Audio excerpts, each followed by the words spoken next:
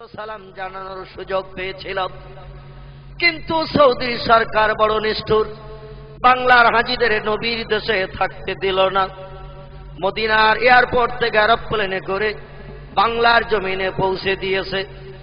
রাসূলের দরবারে দাঁড়িয়ে যে হাত দুখানা পাতার সুযোগ পেয়েছিলাম, বাংলার জমিনে বসে বসে সে হাত দুখানি আবার পেতেছি। এলাহি, আমাদের হাতকে আপনি কবুল করুন। রাসূলের মহব্বত ভালোবাসা রক্ষার্থে প্রাণ ভরে কয়েক মর্তবা দরুদ ও সালাম পাঠ করেছি। আমাদের সকলের দরুদ ও সালামটুকু সোনার মদিনায় হাবিবের কদমে পৌঁছে দিন। তাম পৃথিবীর জমিনের নিচে যত মোমেন মোমেনা ঘুমিয়ে আছে, সকলের কবরে তোহফা পৌঁছে দিন। আয় আল্লাহ, আপনার তাম প্রেমিক প্রেমিকা বান্দা বান্দিদের ওসিলা করে এ বানিয়ে জলসা আমার যুবক ভাইরা, চাচাজিরা, মায়েরা, বোনেরা, যাহারা অর্থ দিয়ে, কথা দিয়ে, জায়গা দিয়ে, শ্রম দিয়ে এ মাহফিলের ইন্তেজামে সাহায্য সহযোগিতা করেছেন। কিয়ামতের কঠিন দিন, মুসিবতের সময় এ জলসা কমিটি, গ্রামবাসী, পাড়া প্রতিবাসী সকল ব্যক্তিদের জন্য আপনার হাবিবের শাফাত সকলকে নসিবি করবেন আল্লাহ। या रब, करम तो अगर करे ये वस के महफिल क़यामत के दिन, मुसीबत के वक्त हम लोगों को नजत के वसीला बना दे। तक़ब्बल मिन्ना इन्नका अंतस समीउल अलीम व तुब अलैना इन्नका अंतत तव्वाबुर रहीम। फतबारकल्लाहु अहसनुल मुहसिनीन वल्हम्दुलिल्लाहि रब्बिल आलमीन। वहक ला इलाहा इल्लल्लाह मुहम्मदुर रसूलुल्लाह।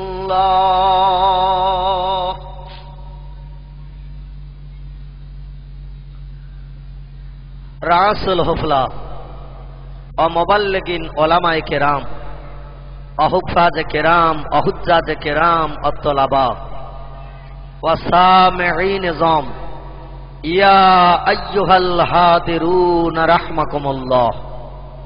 उपस्थित অধ্যকার জলসার পরিচালনাকারী শ্রদ্ধাভাজন জনাব সভাপতি সাহেব, এ জলসার আমন্ত্রিত অনামন্ত্রিত, আগত অনাগত কর্তৃপক্ষদের মনোভূত বিভিন্ন ওলামায়ে কেরাম, অতিথিগণ, বিশেষ করে পাক ফুরফুরা শরীফ থেকে অনাগত সুলতানুল ওয়াইজিন মরহুম ছোট হুজুর পীর কেবলা রহমাতুল্লাহ আলাইহির সুযোগ্য সাহেবজাদা জনাব ভাই সাহেব হুজুর কেবলা ও স্নেহাশিস বন্ধুবার জনাব হযরত মাওলানা বাকিবিল্লাহ সাহেব ও দিগার ওলামায়ে কেরাম, সম্মুখে উপবিষ্ট দিনদার ইমানদার প্রাণের ভাই মুসলমান, সন্তান সমতুল্য কচি কচি মাসুম বাচ্চারা, আলো আধার থেকে মাইকের মাধ্যম দিয়ে কণ্ঠের ধ্বনির আওয়াজ শুনছেন, এলাকার স্নেহময়ী মমতাময়ী পর্দা নাসিনা ধার্মিকা, গৃহকর্মে ব্যস্ত থাকা আমার মায়েরা ও বোনেরা, সন্ধ্যার প্রাক্কাল থেকে শুরু করে এ সময় পর্যন্ত এ বাৎসরিক ইসালে সব মাহফিলের ইন্তেজাম উপলক্ষে বিভিন্ন ওলামায়ে দ্বীনদের কণ্ঠে দ্বীন ও শরীয়তের মাধ্যম দিয়ে আমরা অনেক কিছু তথ্যমূলক আলোচনা সকলে সকর্ণে শ্রবণ করলাম। আল্লাহ চাহে তো সংক্ষেপ আরো দু চার কথা আলোচনার মানসে আমি মহিমান্বিত আসমানি ভাষা লৌহে মাহফুজের কথা, আমার আল্লাহর মিষ্টি মধুর বাণী, যাহার মহান পবিত্র নাম হলো কোরআন শরীফ। কি নাম বললাম? কোরআন শরীফ।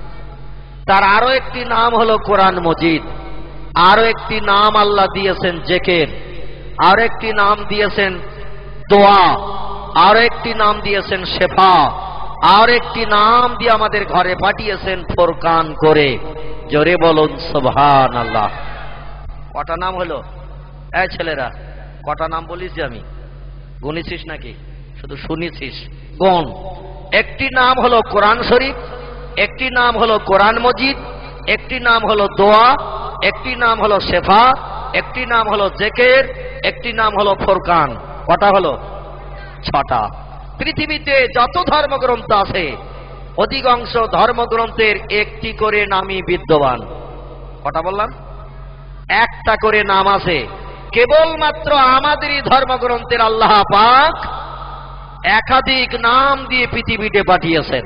তার কারণ মানুষ বিপদে পড়ে, মুসিবতে পড়ে, সমস্যায় পড়ে, দুঃখে পড়ে, রোগে পড়ে, শোকে পড়ে, হাজারো ঝামেলা।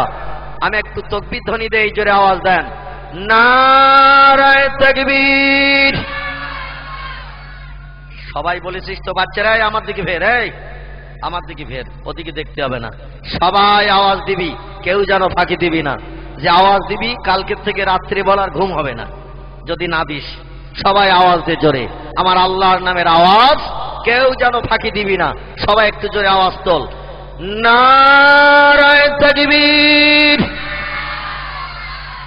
আগের থেকে একটু বেশি হয়েছে না কম হয়েছে? বেশি। আমার মনে হচ্ছে ভোল্টেজ এখনো আছে, চেপে রেখেছে সব। ফুল ভলম দিয়ে দিবি এবার, যেন চেপে টেপে রাখবি না। নশায় পঞ্চায়েত ব্যাটারির মতো ভলম ফুল দিয়ে দিবি, যেন এই সাউন্ড বক্সের মতো তোদের কণ্ঠের আওয়াজ গাঁগা করে আওয়াজ হয়। হবে তো নাকি? তাবারুক হবে। আমি দেখছিলাম রান্না হচ্ছে, কমিটির বলবো তোদের 2 বার করে দেবে, তবে তারা আওয়াজ কম দিবি, তাদের একবারও হবে না। আর আমি জানি তাবারুকের লোভেই সব এসে বসে আছিস, অন্যথায় আসতিস নে, তাও আমার জানা আছে। আমি কমিটির বলবো যে যে জোরে আওয়াজ দিবি অন্তত তাদের 2 বার করে হবে। এবার একটু গলা ছেড়ে ফুল ভলম দিয়ে দে, নারায়ে তাকবীর। সিলসিলায়ে ফুরফুরা শরীফ, সিলসিলায়ে ফুরফুরা শরীফ, মুজাদ্দিদ জামানের সিলসিলা, মুজাদ্দিদ জামানের সিলসিলা, মুজাদ্দিদ জামানের আওলাদ, মুজাদ্দিদ জামানের আওলাদ জনাব ভাই সাহেব হুজুর কেবলা, জলসা কমিটি, জলসা কমিটি, শ্রোতা মণ্ডলী, নারায়ে তাকবীর। আলহামদুলিল্লাহ। এ আওয়াজ দিলে একটা লাভ হয়। লাভটা হলো যতদূর আওয়াজ যায় শয়তান আর তার ভিতরে থাকে না, কারো পিছনে আর কাটি দেবে না। বুঝতে পেরেছেন তো? দেখবেন মসজিদে যেই আল্লাহু আকবার আজান হয় আর যতদূর আওয়াজ যায়, হাদিস শরীফ এসেছে আল্লাহ রাসূল বলছেন শয়তানের গায়ে তখন আগুন লাগা অবস্থা হয়, ও তখন ছুটে পালিয়ে যায়। জোরে বলুন সুবহানাল্লাহ। আজান যখন হয় ইবলিস শয়তান দূর হয়ে পালিয়ে যায়। আজানে আল্লাহু আকবারের ধ্বনি ওঠে, এখানেও সে আল্লাহু আকবারের ধ্বনি তোলা হয়েছে। অতএব শয়তান আর ধারে পাশে আসবে না। মাঝে মাঝে স্লোগান দেবো, ওর গায়ে আগুন লাগবে আর দূর হয়ে পালিয়ে যাবে। আমাদের কোরআনী মাহফিলের সৌন্দর্য শ্রীবৃদ্ধি হবে। একটু জোরে বলুন আমিন। আল্লাহ পাক মহিমান্বিত আসমানি ভাষা কোরআনকে পৃথিবীতে পাঠিয়েছেন অনেকগুলো নাম দিয়ে। কোরআন ছাড়া আর যত ধর্মগ্রন্থ আছে অধিকাংশ ধর্মগ্রন্থের একটি করে নামই বিদ্যমান। বেদের নাম বেদ, ওর আর দ্বিতীয় নাম নাই। পুরাণের নাম পুরাণ, শুনলেই বোঝা যায় পূর্ণ হয়ে গেছে, আর দরকার নাই। ঠিক বললাম না ভুল বললাম? ওর নামই তো পুরাণ, পুরাণ পূর্ণ হয়ে গেছে, আর দরকার নাই। গীতার নাম গীতা, এর দ্বিতীয় তৃতীয় কোনো নাম নাই। জেন্দাবাস্তার নাম জেন্দাবাস্তা, ওর একটি নাম। রামায়ণের নাম রামায়ণ, ওর একটি নাম। মহাভারতের নাম মহাভারত, ওর আর কোনো নাম নাই। ভগবতের নাম ভগবত, ওরও কোনো নাম নাই। কেবলমাত্র একটি ধর্মগ্রন্থের এই যুগে কোরআন ছাড়া আমরা গোটা 3 নাম দেখতে পাচ্ছি। সেই ধর্মগ্রন্থটির প্রথম নাম ছিল ইনজিল। কি নাম বললাম? ইনজিল। ইনজিল এসেছিল যার কাছে, তার নাম হলো হযরতে ঈসা রুহুল্লাহ। কি নাম বললাম? ঈসা রুহুল্লাহ। আমাদের নবীর আগে যিনি নবী হয়ে এসেছিলেন ইনি হলেন বনি ইসরাইল কওমের শেষ নবী। কোন কওমের বললাম? বনি ইসরাইল কওমের শেষ নবী। এই কওমে আমার আল্লাহ পাক 70,000 নবী পাঠিয়েছিলেন। কতটা বললাম? 70,000। 70,000 নবীর প্রথম নবীর নাম হযরতে ইয়াকুব আলাইহিস সালাম। 70,000 নবীর প্রথম নবীর নাম হযরত ইয়াকুব আলাইহিস সালাম। ওনার আরেকটি নাম ছিল ইসরাইল। কি নাম বললাম? ইসরাইল। ইসরাইল বলে আরেকটি নাম ছিল। আমাদের দেশে ছেলেদের যেমন 2-3টে করে নাম আছে, আছে না? ভালো নাম গোলাম রহমান, ডাক নাম মিন্টু। ভালো নাম আব্দুর রহিম, ডাক নাম পিন্টু। ভালো নাম আব্দুল সালাম, নাম রেখেছে বাপি। আছে তো নাকি? না ভুলটুল বলতেছি আমি? এরকম আছে, দুটো তিনটে নাম আছে। আবার বন্ধুর কাছে আবার আর এক নাম, পাড়ায় এক নাম, বাপ মায়ের কাছে আর এক নাম, বিয়ের দিন আবার বলে আর এক নাম। কত নাম যে আছে তার ঠিক নাই ভাই। ইয়াকুব আলাইহিস সালামের নাম ছিল দুটি, একটা নাম হলো ইয়াকুব আর একটা নাম ছিল ইসরাইল। এই ইসরাইল নামে নামকরণ হয়েছে বনি ইসরাইল। বনি ইসরাইল নাম শুনেছেন তো? বর্তমানে এদের বলা হয়েছে ইহুদি। এদের কি বলা হয়? বনি ইসরাইল কমকে বর্তমানে বলা হয়েছে ইহুদি। বনি শব্দের অর্থ হলো সন্তান, আর ইসরাইল ছিল একটি লোকের নাম। এই ইসরায়েলের বংশ নসলকে বনি ইসরাইল বলা হয়েছে। এই বনি ইসরাইল কমে আমার আল্লাহ পাক 70,000 নবী পাঠিয়েছিলেন। এই 70,000 নবীর প্রথম নবীর নাম হযরত ইয়াকুব ওরফে ইসরাইল, আর শেষ নবীর নাম হলো হযরতে ঈসা রুহুল্লাহ। এই ইয়াকুবের বাবার নাম ছিল হযরতে ইসহাক। কি নাম বললাম? ইসহাক। ইসহাকের বাবার নাম ছিল হযরত ইব্রাহিম আলাইহিস সালাম। ইব্রাহিম নাম শুনেছেন তো? এ নামটা সকলের জানা। হযরত ইব্রাহিম আলাইহিস সালাম, আল্লাহ পাক ওনাকে দুটি পুত্র সন্তান দান করেছিলেন। কটা বললাম? দুটি। ওনার বিবি ছিলেন আবার দুটি। কটা বললাম? দুটি। স্ত্রী ছিলেন দুটি, ছেলেও হয়েছিল দুটি। হাজেরার নসলে একটি পুত্র সন্তান আল্লাহ দিয়েছিলেন, যার নাম হলো হযরতে ইসমাইল আলাইহিস সালাম। আর ওনার প্রথমা বিবির নাম ছিল সারা। সারার নসলে আল্লাহ পাক একটি পুত্র সন্তান দিয়েছিলেন। এই ছেলেটির নাম ছিল ইসহাক। ইসহাকের বংশে নবী এসেছে 70,000, আর ইসমাইলের বংশে নবী এসেছে একটা। কটা বললাম? ইসমাইলের বংশে নবী এসেছে একটা, আর হযরত ইসহাকের বংশে নবী এসেছে 70,000। তাহলে দাম কার বেশি? ইসহাকের বেশি না ইসমাইলের বেশি? হ্যাঁ, ইসহাকের বেশি। বাচ্চাদের ব্রেন মগজ এখনো পরিষ্কার হয়নি ভালো, কারণ ওরা দেখতেছে সংখ্যা বেশি, এই জন্য ওরা চিন্তা নিয়েছে ওখানে দাম বেশি। কিন্তু আমার আল্লাহ পাক রব্বুল আলামিন যে বংশে একটা নবী পাঠিয়েছেন, এই নবীর দাম 70,000 নবীর থেকে বেশি করে দিয়েছেন। তিনি হলেন আমাদের প্রিয় নবী রাহবার কামলিওয়ালা, যার মধুর নাম মুহাম্মাদুর রাসূলুল্লাহ সাল্লাল্লাহু আলাইহি সাল্লাম। ইসমাইলের বংশে একটা নবী এসেছি, তিনি হলেন আমাদের নবী। আর ইসহাকের বংশে 70,000, কিন্তু ওই 70,000 নবীর থেকে একটা নবীর দাম বেশি। জোরে বলুন সুবহানাল্লাহ। এই জন্যই বেশি। যত নবী এসেছে ইসহাক আলাইহিস সালামের বংশে, প্রত্যেকটি নবী আল্লাহর কাছে কেঁদে বলেছে, আল্লাহ, নবীর খাতায় নাম না লিখে দুনিয়ায় না পাঠিয়ে যদি উম্মতে মুহাম্মাদি করতে, তাহলে আগে বেহেশতে যাওয়ার সুযোগ হতো। আর লোকের কাছে দিনের দাওয়াত দিতে যে মার খেয়ে আর মরণ হতো না। কোন নবী মার খাইনি এরকম নয়, বহু নবীকে শহীদ হতে হয়েছে শত্রুদের কাছে দিনের দাওয়াত দিতে। যে হযরত ইয়াহইয়া আলাইহিস সালাম শহীদ হয়েছেন, জাকারিয়া আলাইহিস সালাম শহীদ হয়েছেন। ইতিহাস আলগা করলে দেখা যায় শত্রুরা প্রাণনাশ করেছে। ঈসাকে তো প্রাণনাশের জন্য ঘরে আটকে ফেলেছিল ওরা। আল্লাহর কাছে কেঁদে বলেন, আল্লাহ, আমার হায়াত তকদিরে যা আছে একটু আসমানে উঠিয়ে নেন, নবী হইয়া থাকতে চাই না, লাল কালি দিয়ে সিকি দিয়ে দেন। হায়াত যা বাকি আছে উম্মতে মুহাম্মাদির খাতায় লিখে দেন। খাবো আর ঘুমাবো আর রসুলের আদর্শ মানবো, লোকের কাছে কলেমার দাওয়াত দিতে যে আর মার খেতে হবে না। ও ঝামেলা আমি আর সহ্য করতে পারছি না, কারণ মায়ের পেট থেকে পৃথিবীতে এসেই 33 বছর ধরে মার খাচ্ছি। এই মার খাওয়া জ্বালা সহ্য করতে পারছি না। উম্মত হলে আর মার খেতে হবে না, তাই বাকি হায়াতটা আমাকে উম্মতে মুহাম্মাদি মানান। জোরে বলুন সুবহানাল্লাহ। ঈসা আলাইহিস সালাম 33 বছর ধরে কেঁদেছে উম্মতি মুহাম্মাদি হওয়ার জন্য। আল্লাহ পাক তার চোখের পানিকে কবুল করে 33 বছর দুনিয়ায় হায়াত দেওয়ার পরে তকদিরে যা বাকি হায়াত রেখেছিল আসমানে তাকে উঠিয়ে নিয়েছেন। উনি আসমানে আছেন, দ্বিতীয় আসমানে তারিখের কিতাবে এসেছে দ্বিতীয় আসমানে হযরতে ইয়াহইয়া এবং ঈসা আলাইহিস সালাম আছেন। আল্লাহ পাক হযরত ঈসাকে উম্মতে মুহাম্মাদি করে পৃথিবীতে পাঠাবেন। বিগত মাস দেড়েক আগে আপনাদের নেক ও খাস দোয়ার বরকতে আল্লাহ পাক বিশ্ব নবী রওজার ধারে আমাকে নটা দিন একটু দাঁড়ানোর সুযোগ দিয়েছিলেন। এজন্য আমি ধন্য, এজন্য আমি পুণ্য। মাত্র মাস দেড়েক হলো নবীর দেশ থেকে ফিরে এসেছি।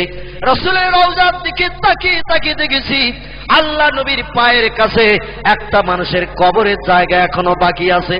এখানে কারো ভাগ্যে জটেনি কবর হওয়া, কারো নসিবি জুটেনি কবরস্থ হওয়া। কারণ রাসূল পৃথিবী থেকে বিদায়ের আগে উম্মতি মুহাম্মাদি নবীর সাহাবীদের বলে গেছেন, ওগো আমার এই পায়ের কাছে যে কবরের জায়গাটা বাকি থাকবে, এই জায়গাটায় কাউকে যেন কবর দেবে না, আমার পায়ের পাশে কবরস্থ হবে। বনি ইসরাইল কওমের শেষ নবী আমার উম্মতে পৃথিবীতে আসবেন যিনি, নাম হলো তার ঈসা রূহুল্লাহ। তার মর্যাদা আল্লাহ তো বেশি করে দিয়েছেন যে আমার কবরের পাশে তার কবর হওয়ার সুযোগ হবে। জোরে বলুন সুবহানাল্লাহ। হযরত আয়েশা বলেন, আমার বড় শখ ছিল, আমার বড় ইচ্ছা ছিল, আমার এই ঘরের ভিতরে আমার স্বামীকে কবর দিয়েছি। কোথায় কবর দিয়েছে? ঘরের ভিতরে। আয়েশা বলছেন, আমার বড় শখ ছিল, আমার প্রাণের স্বামী আমার কাছে নিবেদন করেছে, আয়েশা আমি কোথায় কোন জায়গায় কবরস্থ হব তুমি কি বলতে পারো? আয়েশা বললেন, না আমি ইয়া রাসূলুল্লাহ, আপনি মরণের পর কোথায় কবরস্থ হবেন তা আমি জানি। রাসূল বললেন, মাহিয়া আয়েশা সেই জায়গাটির নাম তুমি একটু বলো, সেই জায়গাটি কোথায়? আয়েশা বলেন, ইয়া রাসূলুল্লাহ সেই জায়গাটি হলো এই মদিনা থেকে ৬০০ কিলোমিটার রাস্তা, ৪০০ মাইল দূরের পথ। আপনার মাতৃভূমি মক্কা মুআজ্জামা, ওই মক্কা মুআজ্জামার কাবা থেকে উত্তরে ১ কিলোমিটারের মতো রাস্তা। একটি জায়গার নাম হলো জান্নাতুল মুআল্লা, যেখানে আপনার জীবনের প্রথম সাথী হযরতে মা খাদিজা ঘুমিয়ে রয়েছে। আমার দৃঢ় বিশ্বাস মদিনার ৯টা মেয়ে আপনাকে আমরা সেবা করি, যত্ন করে ভালোবাসি, তবু সেই বুড়ি মেয়েটার কথা আপনি আমাদের কাছে বলেন। হযরতে খাদিজাকে এত ভালোবাসেন, এত মহব্বত করেন, আপনি মরণের পরও বুঝি না। আর আমরা জিন্দা মানুষ ৯ জন আপনারে সেবা করি, তবু খাদিজার প্রশংসা করেন, আমরা সহ্য করতে পারি না। এজন্য আমার ধারণা মরণের পর আপনি খাদিজার কবরের পাশে কবরস্থ হবেন। এটা ঠিক কিনা বলেন? রাসূল বললেন, খাদিজার কবরের পাশে কবরস্থ হব, আমি তো ওটা এখনো ঠিক করি নাই। খাদিজার কবরের পাশে ঘুমাবো, এটা এখন আমি ঠিক করি নাই। আয়েশা বলেন, ইয়া রাসূলুল্লাহ তাহলে আরেকটা জায়গার নাম বলি। রাসূল বলছেন, কোন জায়গা বলো? আল্লাহর নবীর বিবি হযরত আয়েশা বলছেন, এই মদিনার রাস্তায় আসতে ৫০ থেকে ৫৫ কিলোমিটার দূর, ওই মক্কার দিকে যেতে একটি বাবলা বাগান, লাল বালির মরুভূমি, যার নাম হলো আবওয়া প্রান্তর। মাঝে মাঝে খেজুর গাছ আছে, মাঝে মাঝে বাবলা গাছ আছে, যেখানে আপনার জনম দুঃখিনী মা, আপনার আব্বা জান চিরনিদ্রায় ঘুমিয়ে রয়েছে। নিশ্চয়ই মরণের পর বাপ মায়ের কবরের পাশে ঘুমাবেন কিনা বলুন? রাসূল বলেন, আয়েশা আমি মরণের পর আমার বাপ মায়ের কবরের পাশে ঘুমাবো, এখনো ওটা ঠিক করি নাই। আয়েশা বলেন, ইয়া রাসূলুল্লাহ তাহলে আরেকটা জায়গার নাম বলছি। রাসূল বললেন, বলো। আয়েশা বলেন, ইয়া রাসূলুল্লাহ এই মদিনায় নিজ হাতে করে একটা কবরস্থান বানিয়েছেন, যে কবরস্থানটির নাম হলো জান্নাতুল বাকি। কি নাম বললাম? জান্নাতুল বাকি। আমার আল্লাহ পাক ওই কবরস্থানকে বেহেশতের বাগান বানিয়ে রেখেছেন। তাদের তকদির ভালো, যাদের মরণ হয় মদিনার দেশে নবীর রওজার আশেপাশে, এদের কবরটা হয় জান্নাতুল বাকির ভিতরে। আর ওখানে যাদের কবর হবে কিয়ামত পর্যন্ত তাদের কবরে কোনো আযাব হবে না। সৌভাগ্য তাদের ভালো যারা ওই কবরস্থানে ঘুমাতে পারে। ইয়া রাসূলুল্লাহ আপনার হাতে গড়া সাহাবীরা এই কবরস্থানে যুদ্ধ করতে যে শহীদ হওয়ার পরে কবরস্থ হয়েছে। হাদিস শরীফ এসেছে, জান্নাতুল বাকিতে আমার নবীর হাতে গড়া ১০,০০০ সাহাবীর কবর আছে। জোরে বলুন সুবহানাল্লাহ। আর একটু জোরে বলা যাবে না সুবহানাল্লাহ? প্রত্যেকটি নবীর সাহাবী হলো জান্নাতি। এই জান্নাতি ১০,০০০ সাহাবী ওই কবরস্থানে ঘুমিয়ে রয়েছে। শুধু তাই নয়, দেখলে কলিজা ঠান্ডা হয়ে যায়। এই জান্নাতুল বাকির কবরস্থানে তামাম দুনিয়ার নারীদের সরদারিনী হযরতে মা ফাতেমাতুজ জোহরা ঘুমিয়ে রয়েছেন। তাম দুনিয়ার যুবকদের নেতা, যার নাম ইমাম হাসান রাদিয়াল্লাহু আনহু, যার বিনা অনুমতিতে দুনিয়ার কোন যুবক বেহেশতে যেতে পারবে না। আমার আল্লাহ পাক তাকে মায়ের পাশে জান্নাতুল বাকিতে ঘুম পাড়িয়ে রেখেছেন। শুধু কি তাই, বিশ্ব নবীর 11 থেকে 12 জন বিবি, ওই মদিনার দেশে নবীকে যারা সেবা করে রাসূলের বিবি হিসাবে দায়িত্ব পালন করেছিল, জান্নাতে নারী, এরাও জান্নাতুল বাকির ভিতরে ঘুমিয়ে রয়েছে। আল্লাহ নবীর মহব্বতের চাচা, দুনিয়ায় যিনি বেঁচে থাকতে জান্নাতের সার্টিফিকেট পেয়েছিলেন, যার নাম হযরত আব্বাস রাদিয়াল্লাহু আনহু, ইনিও জান্নাতুল বাকির ভিতরে ঘুমিয়ে রয়েছে।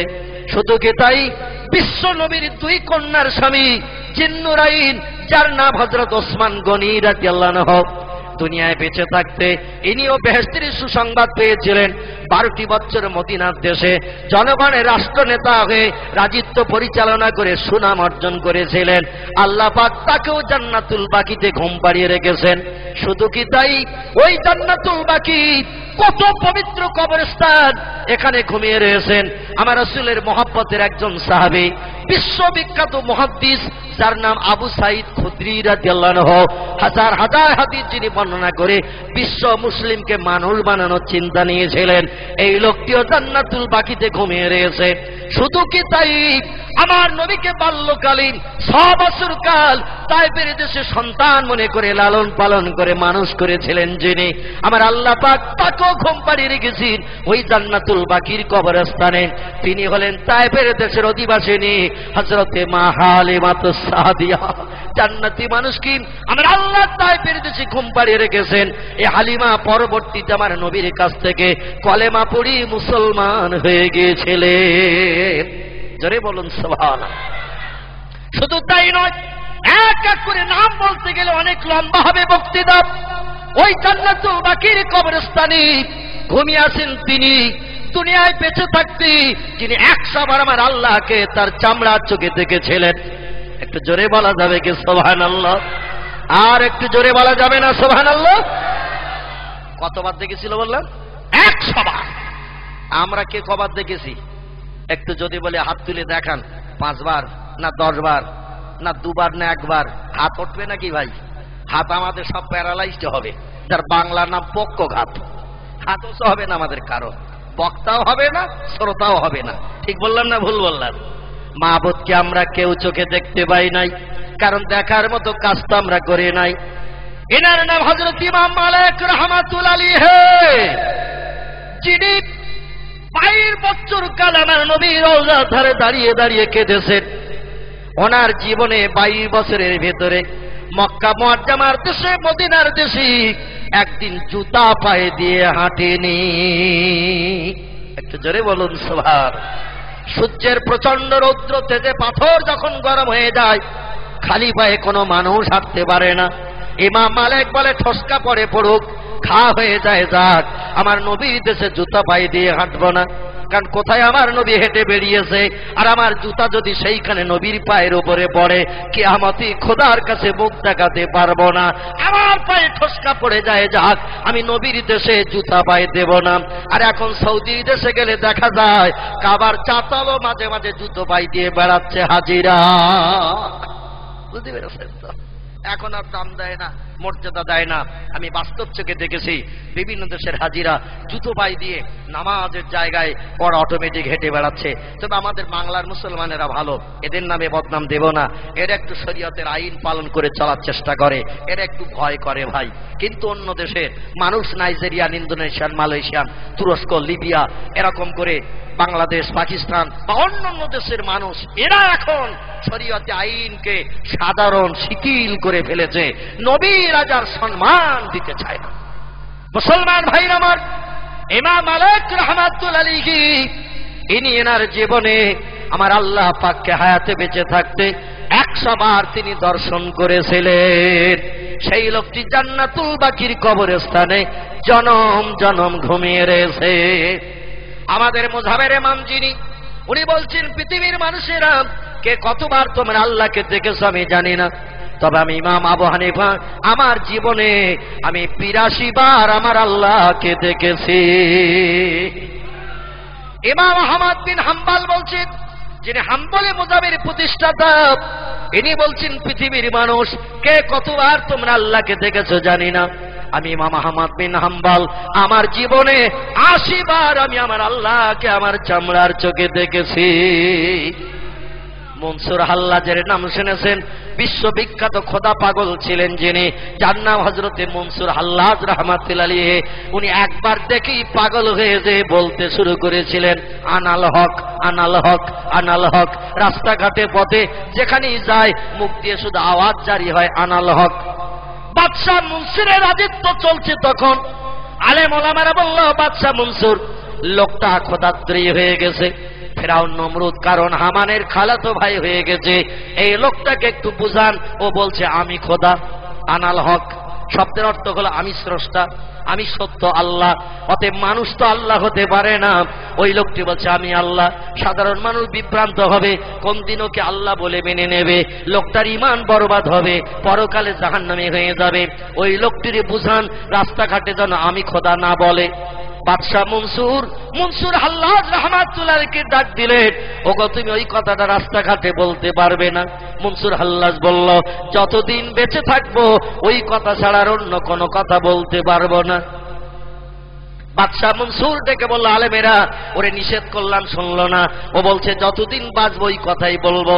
আলেমেরা বলল, একটা খোদাদ্রোহীকে আপনি দুনিয়া থেকে সরিয়ে দেন, মার্ডার করে দেন, ওকে প্রাণনাশ করে দেন, যাতে সমাজের মানুষ বিভ্রান্ত না হয়। বাদশাহ মনসুর আলেমদের ফতোয়া নিয়ে মনসুর হাল্লাজকে একদিন দিবালোকে রাজপথে দাঁড় করিয়ে দিয়েছে। হাজার হাজার মানুষ দাঁড়িয়ে রয়েছে। আজকের পাগল মনসুর হাল্লাজের প্রাণনাশ করা হবে। লোকটা খোদায় দাবি করেছে, আমি খোদা বলছে, ওকে বুঝানো হলো বোঝে না, এই জন্য ওকে দুনিয়ায় বাঁচিয়ে রাখা হবে না। মনসুর হাল্লাজকে বলা হলো, অন্তত এবার তুমি বলো যে আর ও কথা বলবে না। উনি বললেন, যতদিন আসি ততদিন বলবো। বলে, তাহলে এখনই জল্লাদ তোমাকে তরবারি দিয়ে কল্লা দ্বিখণ্ডিত করবে। বলে, আমার তাতে কিছু আসে যায় না। জল্লাদকে হুকুম করা হলো, আরে জল্লাদ, এই খোদাদ্রোহী লোকটি আমি খোদা বলছে। ফেরাউন যেমন বলেছিল, কারুন যেমন বলেছিল, সাদ্দাত যেমন বলেছিল, নমরুদ যেমন বলেছিল, বাদশাহ বখতে নাসার যেমন বলেছিল, এ তেমন বলছে, একে আর দুনিয়ায় বাঁচিয়ে রেখে দরকার নাই, বিদায় করে দাও। হাজার হাজার আলেম মুফতিকারীরা ফতোয়া দিয়েছে, খোদাদ্রোহীকে সরিয়ে দিন, দেশের মানুষ সুস্থ হোক। আলেমদের ফতোয়া নিয়ে জল্লাদকে হুকুম দেয়া হলো, তরবারি মেরে কল্লা দ্বিখণ্ডিত করে দাও। জল্লাদ খানিক তরবারি নিয়ে কল্লায় মেরে দিল এক আঘাত, একে কোপে ধর থেকে কল্লাটা ছিটকিয়ে 10-12 হাত দূরে যেয়ে পড়েছে। এত জোরে তরবারি আঘাত করেছে, দেহের থেকে কল্লাটা কেটে 10-12 হাত দূরে গিয়ে ছিটকে পড়েছে। ধরটা এক জায়গায় আছাড় খেয়ে পড়লো, মাথাটা আরেক জায়গায় ছিটকে চলে গেল। রক্তের লোলহাম ধারা ছুটতে শুরু করেছে। আর মনসুর হাল্লাজের জবান দিয়ে কাটা মাথায় আওয়াজ জারি হয়েছে, লা ইলাহা ইল্লাল্লাহু মুহাম্মাদুর রাসূলুল্লাহ। আলে মুফতি কারি সব একই সর্বনাশ। আমরা ধারণা করলাম লোকটা কাফের হয়ে গেছে, খোদাদ্রোহী হয়ে গেছে। আমরা প্রাণনাশের ফতোয়া দিলাম, বাদশাহ প্রাণনাশ করেছে। দোষ তো বাদশার না, আমরা তো ফতোয়া দিয়েছি আলেম মুফতি কারি। লোকটা বলছে আমি খোদা, আমি খোদা, কিন্তু মরণের পর কাটা মাথায় পড়ছে কলেমা। এ লোকটা তো 1 নম্বরের ইমানদার। জোরে বলুন সুবহানাল্লাহ। আমাদের মরণের সময়ও জবান দিয়ে জারি হয় না, হয় না কি ভাই? 2-3 দিন আগে দেখবেন সলিমউদ্দিন চাচা বোবা হয়ে গেছে, আব্দুল করিম দাদার ঠোঁট বন্ধ হয়ে গেছে, একটু পানি দিচ্ছে চামচে করে, গালাসি দিয়ে গড়িয়ে পড়তেছে। ঠিক বললাম না ভুল বললাম? পানি একটু গেলারও ক্ষমতা নাই।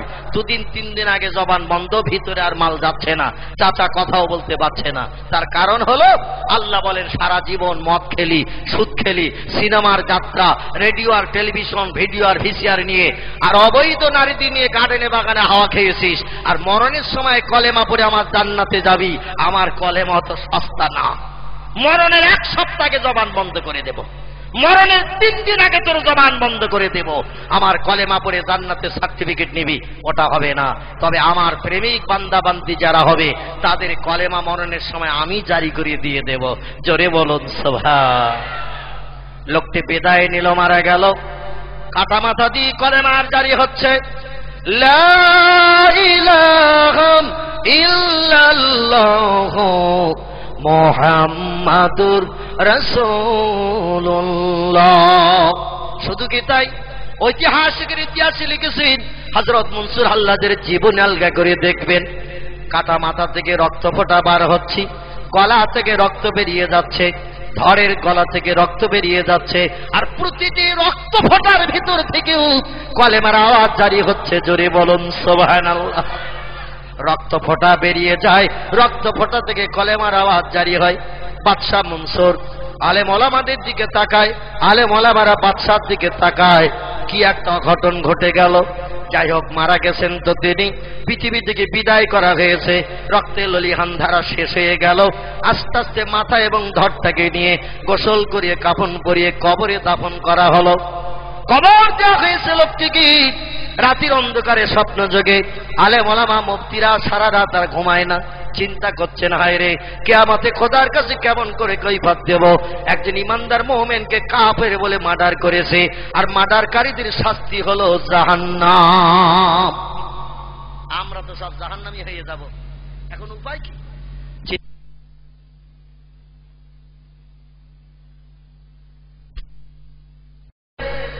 এবার রাতের বেলা ওরা স্বপ্ন দেখছেন। আল্লাহ পাক মনসুর হাল্লাজকে এবার বলছেন, এ মনসুর হাল্লাজ, তুমি ওদের সঙ্গে একটু সাক্ষাৎ করে ওদের ব্রেন মগজের চিন্তাটা দূর করে দাও। বাদশাহ মনসুরের দেশে হযরতে আল্লাহ ওয়ালা আল্লাহ প্রেমিক খোদা ভক্ত মনসুর হাল্লাজ স্বপ্ন জেগে আলেমদের সঙ্গে সাক্ষাৎ করেছেন। আলেমরা পায়ে জড়িয়ে দিয়ে রাতের বেলা ঘুমের করে কান্না শুরু করেছেন। বলে, হুজুর বেয়াদবি নেবেন না, আমরা বুঝতে পারিনি আপনার ভিতরটা এমন, বাইরে দেখে আমরা ফতোয়া দিয়েছিলাম, কিন্তু আপনি ভিতরে তো খোদা প্রেমিক ভক্ত ইমানদার ছিলেন, বাইরে বুঝতে পারিনি। কিন্তু রাস্তাঘাটে পথে আপনি আনাল হক আনাল হক, আমি আল্লাহ আমি সত্য খোদা, এটা কেন বলতেন? তখন মনসুর হাল্লাজ বলছে, আলেমেরা, আমার জীবনে আমি একদিন গাছতলায় শুয়েছিলাম, বিবি ছেড়েছি, বাচ্চা ছেড়েছি, জায়গা জমি ঘর বাড়ি পরিত্যাগ করেছি আমার মাবুদকে একটু দেখার জন্যে, আমার আল্লাহকে দেখার জন্যে। বিশ্ব নবী দেখেছে আল্লাহকে, আর নবী বলে গিয়েছে, আল্লাহ পাক আমার ৪,৫০০ মুজিজা দিয়েছেন। আমার এই ৪,৫০০ মুজিজার ভিতরে একটি মুজিজা হলো খোদা দেখা। কোন নবী যেটা পারেনি, আল্লাহ সেটা আমাকে স্পেশাল দেখিয়েছেন। আমি আল্লাহকে 25 বছর মতান্তরে 27 বছরে লম্বা মেয়াদ নিয়ে আর সে মহল্লায় বসে বসে আমার মাবুদকে সামনে রেখে গল্প করেছি। জোরে বলুন সুবহানাল্লাহ। রাসূল বলেন, আমার মুজিজা একটাও আমি কবরে নিয়ে যাব না, আমার মুজিজাগুলো আমি আমার উম্মতদের জন্য রেখে যাচ্ছি। আমার উম্মতেরা প্রয়োজনের তাগিদে আমার মুজিজাগুলো কাজে ব্যবহার করে তারা উপকৃত হবে, কারণ আমার পরে আর কোন নবী রাসূল পৃথিবীতে আসবে না। এজন্য আমার মুজিজাগুলো আমার উম্মতের উপকারে কাজে লাগবে। জোরে বলুন সুবহানাল্লাহ। মুজিজা শব্দটি হলো আরবি শব্দ, এর আবিধানিক বাংলা অর্থ হলো অলৌকিক তাজ্জব আশ্চর্যান্বিত ঘটনা। আমার নবীকে দিয়ে আল্লাহ ঘটিয়ে দিয়েছিলেন ৪,৫০০ মতো। কতটা বললাম? ৪,৫০০ মতো নবীকে নবী হিসাবে প্রমাণ করার জন্য আল্লাহ পাক ৪,৫০০ মুজিজা দান করেছিলেন। একটি মুজিজা হলো দুনিয়ায় বেঁচে থাকতে আমার আল্লাহকে দেখা। রাসূল বলেন, আমি যেমন দেখলাম আমার উম্মত তোমরাও তেমন দেখতে পাবে, আমার আদর্শের অনুসারী যদি তোমরা হয়ে যাও। কিন্তু আমরা তো সব মেম্বারের অনুসারী, কেউ বা প্রধানের অনুসারী, কেউ বা এমএলএ এর ভক্ত, কেউ বা এমপির ভক্ত, কেউ বা মুখ্যমন্ত্রী, কেউ বা প্রধানমন্ত্রী। আমাদের দেশের যারা নেতা আমরা তাদেরই ভক্ত সেজেছি, নবী মুহাম্মদ রাসূলুল্লাহর ভক্ত আমরা হতে পারিনি। ঠিক বললাম না ভুল বললাম ভাই? বিশ্ব নবীর মুহাব্বতের ভক্ত হতে পারেনি। তবে হয়তো বলেন it is wrong your theory মৌলবী, আপনার যুক্তিটা ঠিক না। আমাদের চেহারার দিকে তাকিয়ে দেখেন, আমরা পুরো উম্মতে মুহাম্মাদি সেজে গেছি। আজকের এই জলসাটার দিকে তাকিয়ে দেখলে মনে হয় আল্লাহর ফেরেশতা সব জলসায় এসে হাজির হয়ে গেছে। ঠিক বললাম না ভুল বললাম? আমাদের চেহারার দিকে তাকালে মনে হবে আল্লাহর ফেরেশতা সব এসে বসে গেছে, আসমান থেকে সব নেমেই গেছে। তবে কালকের সকালে ফেরেশতা থাকবে না, ফেরেশতা সব গিরগিটি হবে। কি হবে বললাম?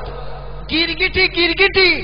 ও দেখবেন মাঝে মাঝে রং পাল্টায়, মাঝে মাঝে লাল হয়, মাঝে মাঝে সবুজ হয়, গাছের সঙ্গে মিশে যায়। গিরগিটি পর্যন্ত ও মাঝে মাঝে রং পাল্টায়, যখন যেমন দরকার তখন তেমন হয়। আজকের জলস উপলক্ষে সব ফেরেশতা সেজেছি, বিশ্ব নবীর পুণ্য পায়বানদের অনুসরণ করে আজ বসেছি। মাথায় টুপি, গায়ে পায়জামা, পাঞ্জাবি, লুঙ্গি। কালকের সকালে আমাদের চেহারা হবে সব গিরগিটি মার্কা। মাথায় টুপিও থাকবে না, মুখে দাড়িও থাকবে না, গায়ে লম্বা জামাও থাকবে না। আমেরিকার, জাপান, জার্মানের ফ্যাশন, গায়ে শার্ট, পরনে প্যান্ট। হঠাৎ রাস্তার ধারে যদি একটু মাইনাস করার দরকার হয়, চেনটা টেনে দিয়ে সালে মেশিন বাস করে হরস পাইপ ছেড়ে স্টার্ট দেবে, অসুবিধে কিছু নাই, ও বসারও দরকার নাই। কালকের জলসা ছিল তাই বসেছিলাম। আজকের পেশাব লেগেছে বেলা 11টায়, রাস্তা ধারে দাঁড়িয়ে চেনটা টেনে হোসপাই পার করে অ্যাকশন করছে। খানা খলদক বিল বাগান ভরাট করে দিচ্ছে।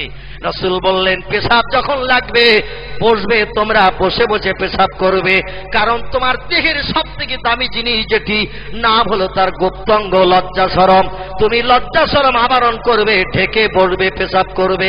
দাঁড়িয়ে যদি কেউ পেশাব করে, হাফ মাইল দূরের থেকে ওর যন্ত্রপাতি সব দেখতে পারবে কিনা বলো?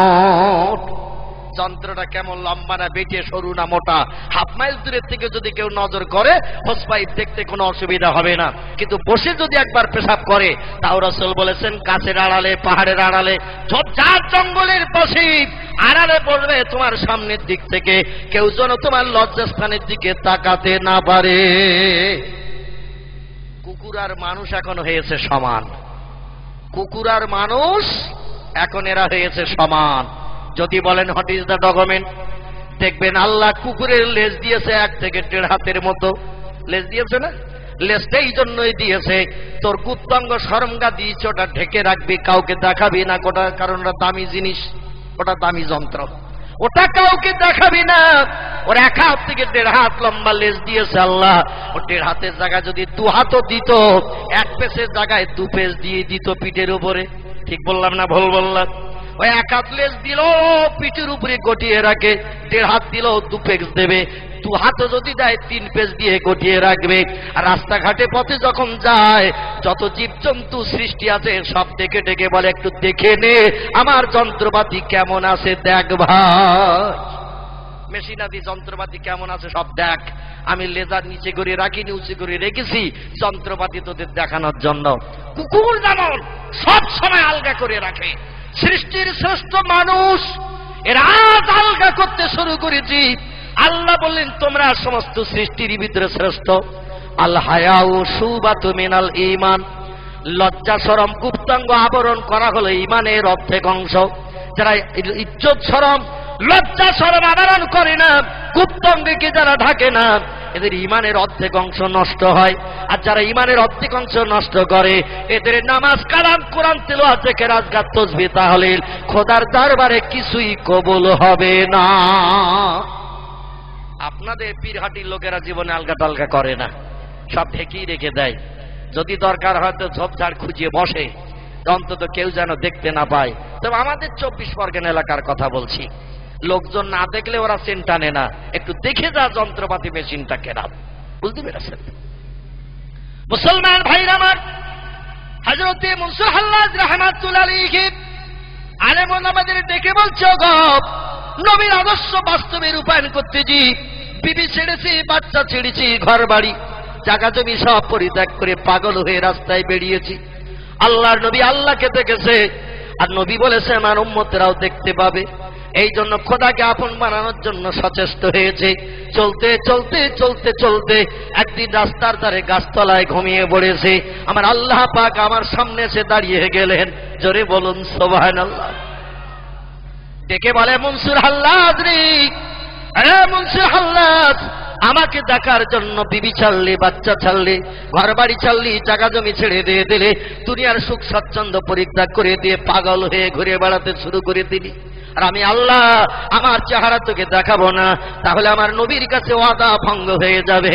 আমার নবী আমার আরশের পায়ে জড়িয়ে কেঁদেছিল আর বলেছিল, আল্লাহ দুনিয়ায় চলে যাচ্ছি, তবে হঠাৎ একটা কথা মনে পড়েছে, এই জন্য আপনার আরশের পায়া জড়িয়ে ধরে ধরে কাঁদছি।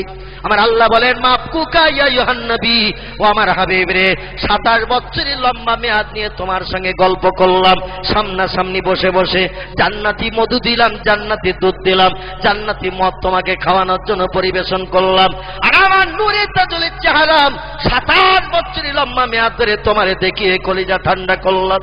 জিবরিলের সঙ্গে পৃথিবীতে ফিরে যাবে, হঠাৎ করে আরশের পায়ে জড়িয়ে কেন কাঁদো? আল্লাহ নবী বলেন, আল্লাহ আমি দেখেছি আপনাকে, আমার জীবনের দুঃখ নিবারণ হয়েছে। 13 বছর মক্কা দেশে মার খেয়েছি, কল জ্বালা যন্ত্রণা নির্যাতন অত্যাচার সহ্য করেছে। আল্লাহ আজকের আমার সব ব্যথা নিবারণ হয়ে গেছে আপনার চাঁদ মুখ দেখে। জোরে বলুন সুবহানাল্লাহ। নূরে তাজলের চাঁদ মুখ দেখে আমার জীবনের সব ব্যথা সব দুঃখ নিবারণ হয়ে গেছে।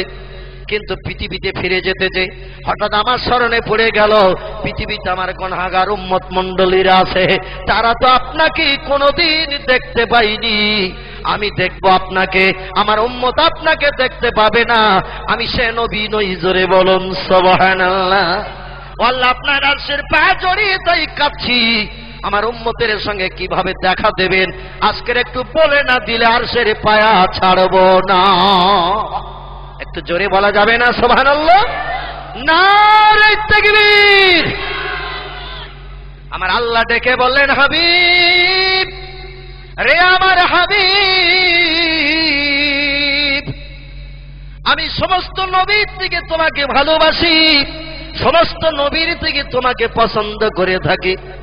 তোমার মতো ঘাত প্রতিঘাত দিনের দাওয়াত দিতে যে কোনো নবী পাইনি, তবু আমাকে তুমি ভুলোনি। আর আমার আরশের পায়ে জড়িয়ে কাঁদবি, তোমার দাবি কবুল হবে না আমার আরশে মওল্লায়, আমি ওটা পছন্দ করি না। যাও, আমি তোমার দাবি কবুল করে নিয়ে নিলাম। তোমার সঙ্গে আমার যেমন সাক্ষাৎ হয়েছে দীর্ঘ সময় ধরে, তোমার উম্মতের সঙ্গে আমার তেমন সাক্ষাৎ হবে পৃথিবীর জমিনে। একটু জোরে বলুন সুবহানাল্লাহ। নবী বলেন, আল্লাহ সেটা কিভাবে, কোন পন্থায় হবে একটু বলুন। আমার আল্লাহ বলে দিলেন, হাবিব পৃথিবীতে যে আপনার উম্মতদের জানিয়ে দেবেন, আসসালাতু মিরাজুল মুমিনিন। জোরে বলুন সুবহান। আর একটু জোরে বলুন সুবহানাল্লাহ। নারে তাকবীর। আল্লাহ ডেকে বলে দিলেন, হাবিব তোমার উম্মতের সঙ্গে আমার দেখা হবে নামাজের মাধ্যমে। নামাজ হলো বান্দার স্রষ্টার সঙ্গে সাক্ষাৎ, এরই নাম হলো মেরাজ। জোরে বলুন। তোমার সঙ্গে যেমন আমার সাক্ষাৎ হলো, নামাজে তোমার উম্মতের সঙ্গে আমার দেখা হবে। এই নামাজের মাধ্যম দিয়ে দেখা করেছেন তারা, যাদের নাম আমি আপনাদের কাছে বললাম। হযরত তিরমিজি রাহমাতুল্লাহ আলাইহি, আল্লামা তিরমিজি রাহমাতুল্লাহ আলাইহি, উনি বলছেন, পৃথিবীর মানুষ কে কতবার তোমরা আল্লাহকে দেখেছো জানি না, আমি বেশি বেশি করে নামাজ আদায় করেছি, যারই কারণে আল্লাহ পাক আমার সঙ্গে 100-র অধিক বার সাক্ষাৎ করেছে। এদের নামাজগুলো আমাদের নামাজের মতো নয়। ইমাম আবু হানিফা বলছেন, আমি 36 বছর কাল এশার নামাজে ফজরের নামাজ পড়েছি, এশার নামাজের ওযুতে ফজরের নামাজ কায়েম করেছি, 36 বছর বালিশে বিছানায় রাতে মাথা দিয়ে শুই নাই। জোরে বলুন সুবহানাল্লাহ। কত বছর বললাম? 36 বছর। এশার ওযুতে ফজরের নামাজ পড়েছি, ঘুমালে ওযু নষ্ট হয়। উনি 36 বছর রাতের বেলা ঘুমাননি। ইমাম আবু হানিফার জীবনী আলগা করলে দেখা যায় প্রতিদিন রাত্রিতে তাহাজ্জুদের নামাজে 1 খতম করে কোরআন শরীফ তিলাওয়াত করতেন। আর খুব ফোর্সে যদি কেউ কোরআন শরীফ পড়ে 1 খতম তিলাওয়াত করতে অন্তত 6 থেকে 6.5 ঘন্টা সময় লেগে যায়। তো এশার নামাজের পর এই 6 থেকে 6.5 ঘন্টা কোরআন শরীফ তিলাওয়াত করে 2 রাকাত নামাজ পড়তেন। 15 পারা কোরআন তিলাওয়াত করে 1 রাকাত নামাজ পড়তেন। উঠে যে আবার 15 পারা কোরআন তিলাওয়াত করে আর 1 রাকাত নামাজ পড়তেন। নামাজ পড়তে পড়তে ফজরের আজান ধ্বনি হতো। উনি বলতেন, আমি তাহাজ্জুদ শেষ করে ওই ওযুতেই ফজরের নামাজ পড়ে যায় নামাজের পাটিতে ফজরের নামাজ বাদ একটু রাতের ক্লান্তি দূর করার জন্য শুতাম, তবে রাত্রিতে নয়, দিনে ফজরের নামাজ বাদ। আর ওই যখন একটু ক্লান্তি দূরের জন্য ঘুমাতাম, ডান কাঁধে কাঁধ হয়ে যায় নামাজের পাটিতে শুয়ে পড়তাম। আল্লাহ পাক আমার বাবারে খুশি হয়ে আমার প্রেমাসক্ত হয়ে আমাকে 82 বার দেখা দিয়েছে। আমরা দেখি সিনেমার অভিনেতারে, আমরা দেখি অভিনেত্রী রে, ছেলেরা দেখে মেয়েদের, মেয়েরা দেখে ছেলেদের। ঠিক বললাম না ভুল বললাম? যারা যাদের পছন্দ করে ওরা ওদের দেখে। সপ্তাহে 3 দিন যায় সিনেমা দেখতে, যাত্রা দেখতে, থিয়েটার, ভিডিও আর টেলিভিশন, রেডিও তো এখন ঘরে ঘরে হয়ে গেছে। তবে আপনাদের পীরহাটি ঠাকুরহাটিতে নেই কারো ঘরে, আছে নাকি ভাই? এ গ্রামে কারো ঘরে নেই? হ্যাঁ আছে, আমার ভাই বলছে আছে। আমি মনে করছিলাম কারো ঘরে টরে নেই। ও যন্ত্রফন্ত্র রাখে না। শরীয়তের পরিভাষায় তিরমিজি, আবু দাউদ শরীফের হাদিসে এসেছে, আল্লাহ নবী সাল্লাল্লাহু আলাইহি সাল্লাম বলেছেন, যে ঘরে জীবজন্তুর ফটো রাখা হয়, যে ঘরের ভিতরে যন্ত্র বা মেশিনের মাধ্যম দিয়ে জীবজন্তুর ফটো দেখা যায়, ওই ঘরটি ইসলাম শরীয়তের নাজায়েজ হয়। ও ঘরে আল্লাহর রহমতি ফেরেশতা আসে না। ও ঘরে কোনো নামাজ, কালাম, ইবাদত খোদার দরবারে কবুল হবে না। জোরে বলো নাউজুবিল্লাহ। মানা না মানা আপনার ব্যাপার। আমার নবী বলেছেন, মানলেন ভালো, না মানলেন আরো ভালো, অসুবিধে নেই। তবে অ্যাকশন আসতেছে, অসুবিধে কিছু নেই, অ্যাকশন আসতেছে। মুসলমান ভাইরা আমার, হযরত উম্মুল মুমিনিন মাসুদুল হুমায়রা রাদিয়াল্লাহু আনহা উনি বলছেন, ইয়া রাসূলুল্লাহ, এই জান্নাতুল বাকি যেখানে আপনার পবিত্র সাহাবীরা ঘুমিয়ে আছেন, ভালো ভালো মানুষ যেখানে ঘুমিয়ে আছেন, আপনি এখানেই ঘুমাবেন বলে ঠিক করেছেন কিনা বলুন। খেয়াল আছে তো কথাটার দিকে নাকি? না হারিতে গেছে সব? এখনই গেলি হবে না ভাই, এখন রাত 9টা, 9:30 বেজেছে। অন্তত 12টা বাজুক, তারপর হারির চিন্তা হবে ইনশাল্লাহ। হযরত আয়েশা বলছি, নিশ্চয়ই জান্নাতুল বাকিতে আপনি ঘুমাবেন যেখানে আপনার মুহাব্বতের সাহাবীরা ঘুমিয়ে আছেন। রাসূল বলেন, আয়েশা, জান্নাতুল বাকিতে মরণের পরে ঘুমাবো, আমি এখনো তো ওটা ঠিক করি নাই। আয়েশা বলছেন, ইয়া রাসূলুল্লাহ, অনেক জায়গার নাম আমার এখনো জানা আছে। তবে আপনি আজকের পণ করেছেন, যত জায়গার নাম বলবো আপনি বলবেন পছন্দ হয় না, এজন্য আমি আর বেশি জায়গার নাম বলবো না। মা আয়েশা বুদ্ধিমতী নারী ছিলেন, খুব চালাক, হালকা পাতলা দুবলা মানুষ ছিলেন, তবে ব্রেনটা তার আল্লাহ বড় প্রখর করে দিয়ে দিয়েছিলেন। বিশ্ব নবীর সংস্পর্শে 9 বছরে এসে এই আয়েশাতুল হুমায়রা রাদিয়াল্লাহু আনহা 7 লক্ষ হাদিসের হাফেজা হয়েছিলেন। একটু জোরে বলা যাবে কি সুবহানাল্লাহ? নবীর কোন যুবক সাহাবী, পুরুষ সাহাবী এত হাদিস হেফজ করতে পারেনি, কোন বেটা ছেলে এত হাদিস হেফজ করতে পারেনি যত হাদিসের হাফেজ হয়েছিলেন আল্লাহর নবীর বিবি আয়েশা। ইনি 8.5 থেকে 9 বছর কাল নবীর সংসারে এসে 7 লক্ষ হাদিসের হাফেজা হয়েছিলেন। আয়েশা বললেন, ইয়া রাসূলুল্লাহ, আজকের আপনি পণ করেছেন, আমার কথায় একমত হবেন না। যত জায়গার নাম বলছি আর আপনি শুধু বলছেন পছন্দ হয় না। এভাবে জায়গার নাম বলবো, বলতে বলতে ভোর হয়ে যাবে আর বেলাল আজান দেবে, আর আপনি আমার ঘর থেকে বেরিয়ে মসজিদে নামাজ পড়তে যাবেন। 9 দিন আর আপনার সঙ্গে আমার দেখা হবে না, আমার মনের কোণের গোপন প্রশ্নগুলো রাখা হবে না। এজন্য আমি প্রশ্নকারীকে বলছি, মরণের পর কোথায় থাকবেন একটু জায়গার নাম বলেন। আজকের আমি হেরে গেছি আপনার কাছে, জোরে বলুন সুবহানাল্লাহ। ইয়া রাসূলুল্লাহ, স্বামীর কাছে স্ত্রী হারলে মান সম্মান যায় না, স্ত্রীর কাছে স্বামী হারলেও মান সম্মান যায় না।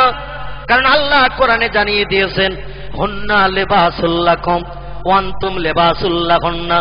ও দুনিয়ার নারীরা, তোমরা হলে পুরুষের পোশাক, ও দুনিয়ার পুরুষেরা তোমরা হলে নারীদের পোশাক।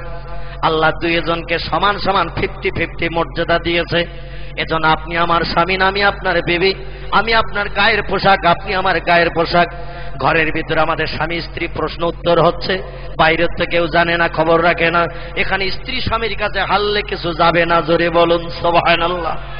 আপনার কাছে আমার দাবি, একটু বলুন বলুন বলুন, মরণের পরে আপনি কোথায় ঘুমাবেন বলে জায়গা ঠিক করেছেন? রাসূল বলেন, আয়েশা, আমার মুখের দিকে তাকাও। আল্লাহ নবী আমাদের পূর্ব দিকে পা দি, পশ্চিম দিকে মাথা দি, হযরত আয়েশা কাবার দিকে পিঠ করে, ভাইজান উত্তর দিকে মুখ করে বসে রয়েছেন। বিশ্বনবী আয়েশার উরুর উপরে মাথা দিয়ে শোয়া, রাসূল আমাদের দিকে পা দিয়ে, পূর্ব দিকে পা দিয়ে, পশ্চিম দিকে মাথা দিয়ে শুয়ে রয়েছেন আয়েশার ঘরে। আর মা আয়েশা পা লম্বা করে বসে আছেন। আমাদের মায়েরা যেমন বাচ্চাদের কোলে করে নিয়ে পা লম্বা করে বসে থাকে, ওই রকম পা লম্বা করে বসা। আর উরুর উপরে আল্লাহর নবী পালিশ তৈরি করিনি, আয়েশার উরুটা পালিশ বানিয়ে নিয়ে রাসূল মাথা দিয়ে একটু লম্বা হয়ে শুয়ে আছেন। মা আয়েশা খেদমত করছেন স্বামীকে, স্বামীকে উরুর উপরে মাথা রাখিয়ে পালিশ বানিয়ে শুয়ে রেখেছেন। আমাদের মেয়েদের যদি বলা হয় দেবে নাকি, উরু টুরু পেতে দেবে নাকি? বলবে বালিশ এখনো ছিড়িনি, ওইটা পেরিয়ে নে সহ, আমার এখন তোমার মাথার তলায় উরু দেওয়ার সময় নাই। তো এখানকার মারা বসে এরকম বলবে না, বলার আগে রেডি হয়ে যাবে। এখানকার মাদের নামও আমি বদনাম দেব না ভাই, কারণ স্বামীর পায়ের তলায় আল্লাহ স্ত্রী জান্নাত নিহিত করে রেখেছেন। অতএব স্ত্রী জান্নাতে যেতে গেলে স্বামীকে খুশি করতে হবে, যেটা দাবি করবে সেটা মানতে হবে। জোরে বলুন সুবহানাল্লাহ। তবে কোন স্বামী যদি বলে চল সিনেমায় যাব, কোন স্বামী যদি বলে চল যাত্রার টিকিট কেটেছি যাত্রা দেখতে হবে, মেয়েরা যদি বলে যাব না, এতে শরীয়তে তার জান্নাত হারাম হবে না। জোরে বলুন সুবহানাল্লাহ। যাত্রায় নিয়ে যাবে, সিনেমায় নিয়ে যাবে, ভিডিও আর থিয়েটার দেখাতে নিয়ে যাবে। স্ত্রী যদি যেতে না চায়, স্বামী অসন্তুষ্ট যদি হয়, এর জন্য স্ত্রী কি জাহান্নামী হতে হবে না, ওই স্ত্রী জান্নাতি হবে। জোরে বলুন সুবহানাল্লাহ। আল্লাহ নবী বলেন, আয়েশা আমার মুখের দিকে একটু তাকাও। আল্লাহ নবীর মুখটা উপরের দিকে আর আয়েশার মুখটা উঁচু। আয়েশাকে একটু নিচু করে তাকাতে বললেন। রাসূলের চেহারার দিকে আয়েশা যেই নজর করেছেন, আল্লাহ নবী একটু চোখচোখি করে ফেলেছেন। আয়েশা লজ্জায় ঠিক করে মুস্কি হাসিয়ে যে একটু মুখটা ঘুরিয়ে নিয়েছেন। স্বামী স্ত্রী একেবারে কাছাকাছি চোখচোখি হওয়া একটা লজ্জার ব্যাপার আছে, একটু আত্মসম্মানের ব্যাপার। আয়েশা একটু ঠিক করে হেসে ফেলেছেন, কারণ এই মাথা আর এই চোখ একেবারে সামনাসামনি দুইজনে দেখা দেখি। আল্লাহ নবী বলেন, আয়েশা মুখ ঘোরালে হবে না, আমার চেহারার দিকে না তাকালে জায়গার নাম বলবো না। আয়েশা আবার মুখ ঘুরিয়ে নবীর মুখের দিকে তাকিয়েছেন। আল্লাহ নবী বলছেন, আয়েশা আজকের তোমার ঘরের ভিতরে এই যেভাবে আমি শুয়ে আছি, তোমার সঙ্গে যেভাবে শুয়ে গল্প করছে, মরণের পর তোমার ঘরের ভিতরে এভাবে যদি কিয়ামত পর্যন্ত আমি ঘুমাতে চাই, তুমি কি তোমার ঘরে আমাকে জায়গা দেবে? আজকের যেভাবে তোমার ঘরে শুয়ে আছি, মরণের পর এভাবেই তোমার ঘরের ভিতরে যদি আমি কিয়ামত পর্যন্ত ঘুমাতে চাই, আমাকে তোমার ঘরে কি কবর দেবে তুমি? হযরত আয়েশা বললেন, লাব্বাইকা সাদাইকা ইয়া রাসূলুল্লাহ, ওটা তো আমার জীবন ধন্য হবে, আমার সম্মান আল্লাহর কাছে বেড়ে যাবে। আপনি আমার ঘরে কবরস্থ হয়ে থাকবেন, আর কিয়ামত পর্যন্ত আপনার উম্মতের আপনার কবর দেখতে আসবে, আর আপনার কবর দেখতে আসলে আমার ঘরটা দেখে যাবে, আমার দাম বাড়া ছাড়া কমবে না। আপনি আমার ঘরে যদি কবরস্থ হতে চান, আপনাকে কিয়ামত পর্যন্ত আমার ঘরের ভিতরে ঘুম পাড়িয়ে রাখবো। একটু জোরে বলুন সুবহানাল্লাহ। রাসূল বলেন, আয়েশা তাহলে আজ তুমি অঙ্গীকার করো, আমি মুহাম্মদ যেদিন মারা যাব, সেদিন তোমার ঘরের ভিতরে আমাকে এভাবে কবর দিয়ে দিও। আমাকে পশ্চিমে মাথা দিয়ে, পূর্বে পা দিয়ে, আর কাবার দিকে দক্ষিণ দিকে মুখটা করে তোমার ঘরে শুইয়ে দিও। আমি কিয়ামত পর্যন্ত কাবার দিকে মুখ করে যেন ঘুমিয়ে থাকতে পারি। বিশ্বনবীর ওয়াদা পূর্ণের জন্য হযরত মায়েশাতুল হুমায়রা রাদিয়াল্লাহু আনহা রাসূলের মৃত্যুর পরই চতুর্দিকে যখন শোকের ছায়া নেমে গেল, নবীর সাহাবীরা সব কেঁদে কেঁদে জারেরা। হাদিস শরীফ এসেছে, ইসলামিক ইতিহাসে লিপিবদ্ধ হয়েছে, 3 দিন পর্যন্ত মদিনার মেয়েরা উনানে হাড়ি চাপায়নি। আমার নবীর বিয়োগ ব্যথাতে যে যেদিকে পারে সব পাহাড়ের কিনারায় বসে বসে কাঁদে। প্রিয় নবী, প্রিয় নেতা চলে গেছে, আজ আমরা শোকাহত মর্মাহত, পৃথিবী যেন অন্ধকার দেখছি। বাচ্চারাও পর্যন্ত 3 দিন নবীর প্রেমাসক্ত হয়ে মায়ের কাছে খাবারের দাবি করেনি। জোরে বলুন সুবহানাল্লাহ। কি মায়া তারা করেছিল আমার নবীকে, কি ভালোবাসা দেখিয়েছিল তারা আমার নবীকে। 3 দিন উনানে হাড়ি চাপানোর দরকার হয়নি, বাচ্চারা মায়ের কাছে খাবারের দাবি করেনি। দলে দলে মানুষ আসে আমার নবীকে জানাজা পড়ে পড়ে চলে যায়। বিশ্ব নবীর জানাজা হচ্ছে 3 দিন ধরে, দলে দলে মানুষ আসে জানাজা পড়ে। সোমবার দিন রাসূল বেলা দ্বীপ্রহরের পর আল্লাহর নবী পৃথিবী থেকে বিদায় নিলেন। সোম গেল, মঙ্গল গেল, বুধবারের দিন আসরের নামাজ বাদ এবার নবীকে কবরস্থ করা হবে, পরিকল্পনা নেওয়া হয়েছে। সাহাবীরা এক জায়গায় বসে মিটিং করলো, আল্লাহ নবীকে কোথায় কবর দেয়া যাবে। কেউ বলে মক্কায় বিশ্ব নবীর বিবি আছে খাদিজা, যাকে সব থেকে বেশি ভালোবাসতেন। যখনই নবী মক্কার দেশে যেতেন, খাদিজার কবরের ধারে দাঁড়িয়ে গভীর রাত্রে কেঁদে কেঁদে চোখের পানিতে বুক ভাসাতেন। খাদিজার কবরের পাশে কবর দিলে হয়। কেউ বা বলছেন আল্লাহ নবীর বাপ মা ঘুমিয়ে আছেন ওই আবহাওয়া প্রান্তরে, মরুভূমি বাবলা বাগান, বাপ মায়ের পাশে নবীকে দাফন করে দেয়া ভালো। কেউ বা বলছেন বিশ্ব নবী মুহাম্মদ রাসূলুল্লাহর মাতৃভূমি মক্কার দেশে কাবার পূর্ব দিককার চাঁদওয়ান নবীর বাপের পৈতৃক ভিটা, ওইখানে মুহাম্মদ রাসূলুল্লাহকে কবর দিলে ভালো হয়। অন্য কারো জায়গায় কবর না দিয়ে নবীর বাবার পৈতৃক ভিটায় কবর দেয়া হোক। কেউ বলেন আল্লাহর নবী নিজ হাতে করে একটি ভালো কবরস্থান মদিনায় বানিয়েছেন, যেখানে মুহাব্বতের সাহাবীদের কবর দেয়া হয়েছে, এখানে নবীকে কবর দেয়া হোক। সিদ্ধান্ত সেটেল হয় না। শেষ পর্যন্ত কি করা যাবে? হযরত আয়েশার কাছে যেয়ে বলা হলো, উম্মুল মুমিনিন, এ মা জননী আয়েশা, আপনার স্বামীকে তো আর রাখা সম্ভব নয়।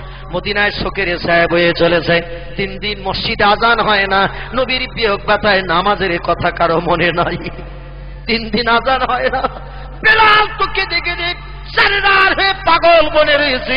আল্লাহ নবীর চেহারার দিকে তাকায়, আসার খেয়ে গিয়ে বলে, হযরত বেলাল, আজ নবী নাই, যে নবীর জন্য আমি পাগল হয়ে গেছি, সেই নবী আজ আমাকে ফাঁকি দিয়ে চলে গেল। বেলাল 3 দিন মসজিদে আজান দেয় না, জামাতে নামাজও হয় না। আল্লাহর নবীর সাহাবী হযরত আবু বকর বলেন, আর লাশ উপরে রাখা যাবে না, মাটির তলে দাফন করে দিয়ে স্বাভাবিক নিয়ম তৈরি করতে হবে। কোথায় কোন জায়গায় কবর দেয়া যাবে? মায়েশার কাছে যে জিজ্ঞাসাবাদ করা হলো, আল্লাহ নবীর কবরের জায়গা কোথায় হবে, আপনার কি কিছু জানা আছে নাকি? হযরত মায়েশা বললেন, রে মদিনার মুসলমানেরা, নবীর সাহাবীরা, শোনো, আমার স্বামীর সঙ্গে একদিন আমার কথোপকথন হয়েছে। আমার স্বামী বলেছে, মরণের পর আমার এই ঘরের ভিতরে, যেখানে তিনি বর্তমানে ঘুমিয়ে আছেন, মৃত্যুবরণ করে শুয়ে রয়েছেন, একদিন ঠিক এই অবস্থায় আমার উরুর উপরে মাথা দিয়ে নবী শুয়েছিলেন। আজকের যে অবস্থায় নবী আমার ঘরে শুয়ে আছেন, যে অবস্থায় নবী মৃত্যুবরণ করেছেন, এখান থেকে কিছুদিন আগে ঠিক এই রকম অবস্থা ছিল আমার ঘরের ভিতরে। রাসূল আমার কাছে নিবেদন করেছিল, আয়েশা, এই পৃথিবী থেকে যেদিন বিদায় নেব, মারা যাব, তোমার ঘরের ভিতরে এইভাবে যদি কিয়ামত পর্যন্ত কবরস্থ হয়ে ঘুমাতে চাই, আমাকে কি তোমার ঘরের ভিতরে কবরের জায়গা দেবে? আমি সেদিন আমার প্রিয় স্বামীকে বলেছিলাম, নাম ইয়া জাওজি মুহাম্মদ ইবনে আব্দুল্লাহ, রে প্রাণের স্বামী আব্দুল্লাহর বেটা, হ্যাঁ হ্যাঁ হ্যাঁ, আপনি আমার ঘরে যদি কবরস্থ হতে চান, আপনাকে আমার ঘরে কবর দিয়ে রাখবো। রাসূল বলেন, তাহলে আমার সাহাবীদের বলবে, আমার মরণের পর তোমার ঘরের ভিতরে আমাকে যেন কবর দেয়। সাহাবীরা বলছেন, আমরা আগে যদি বিভিন্ন মিটিং মিছিল না করে হযরত আয়েশার কাছে আসতাম, আমাদের তাহলে অনেক আগে কাজ কমপ্লিট হয়ে যেত। এখানে যখন রাসূল ঘুমাতে চেয়েছে, তাহলে আর দেরি করো না, এখানে কবর খোঁড়ো, এখানেই কবর খোঁড়ো। যেখানে রাসূলের লাশ মরার পরে রাখা ছিল, রাসূলের লাশটা সরিয়ে দিয়ে সেখানেই কবর খোঁড়া হলো। কবর খুঁড়ে লাশটাকে আবার সেখানে দাফন করা হয়েছিল। হযরত মায়েশাতুল হুমায়রা বলেন, আমার প্রাণের স্বামী আমার ঘরে এক পাশে থাকে, আমি আর এক পাশে থাকি, আমার কোনো অসুবিধা হয় না। জোরে বলুন সুবহানাল্লাহ। আজকের জলসা শেষ করে আমরা যখন বাড়ি যাব, আমাদের বাড়ির মেয়েদের যদি একটু ডেকে বলা হয়, ওরে বিশ্বনবী যেখানে মারা গেছেন সেখানে ঘরের ভিতরে কবরস্থ হয়েছেন, আমার মরণটা যদি ঘরে হয়, তো অন্তত আমার কবরটা ঘরে খাটের তলায় দিস।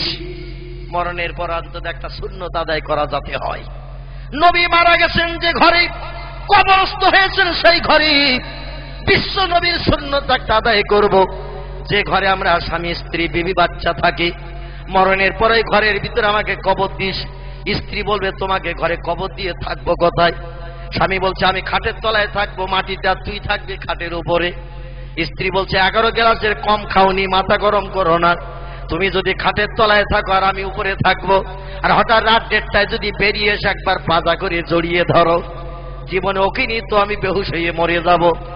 যত তুমি ভালোবাসো না কেন, সাউথ ইন্ডিয়ান বেনারসি আর স্বর্ণ কাতান দাও, 2.5 ভরি ওজনের হার দাও, আর কানের ইয়ারিং দাও, 2 জোড়া যদি হাতের বাউটি আর চুড়ি দাও, ল্যাংচা রসগোল্লা সপ্তাহে 3 দিন করে এনে খাওয়াও। মরণের পর কোথায় রাখবো ওটা আমি জানি।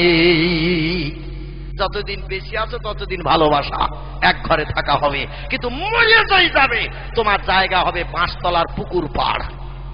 কোথায় বললাম? বাঁশতলার পুকুর পাড় কবরস্থান, ওখানে তোমাকে রাখবো। তাও উঁচু ঢিবিতে দেব না, কারণ মাঝে মাঝে পুকুরে পানি আনতে যেতে হয়, আর তোমার উঁচু ঢিবি কবর যদি নজরে দেখি কাজ হয়ে পড়বো কোথায় তা ঠিক নাই।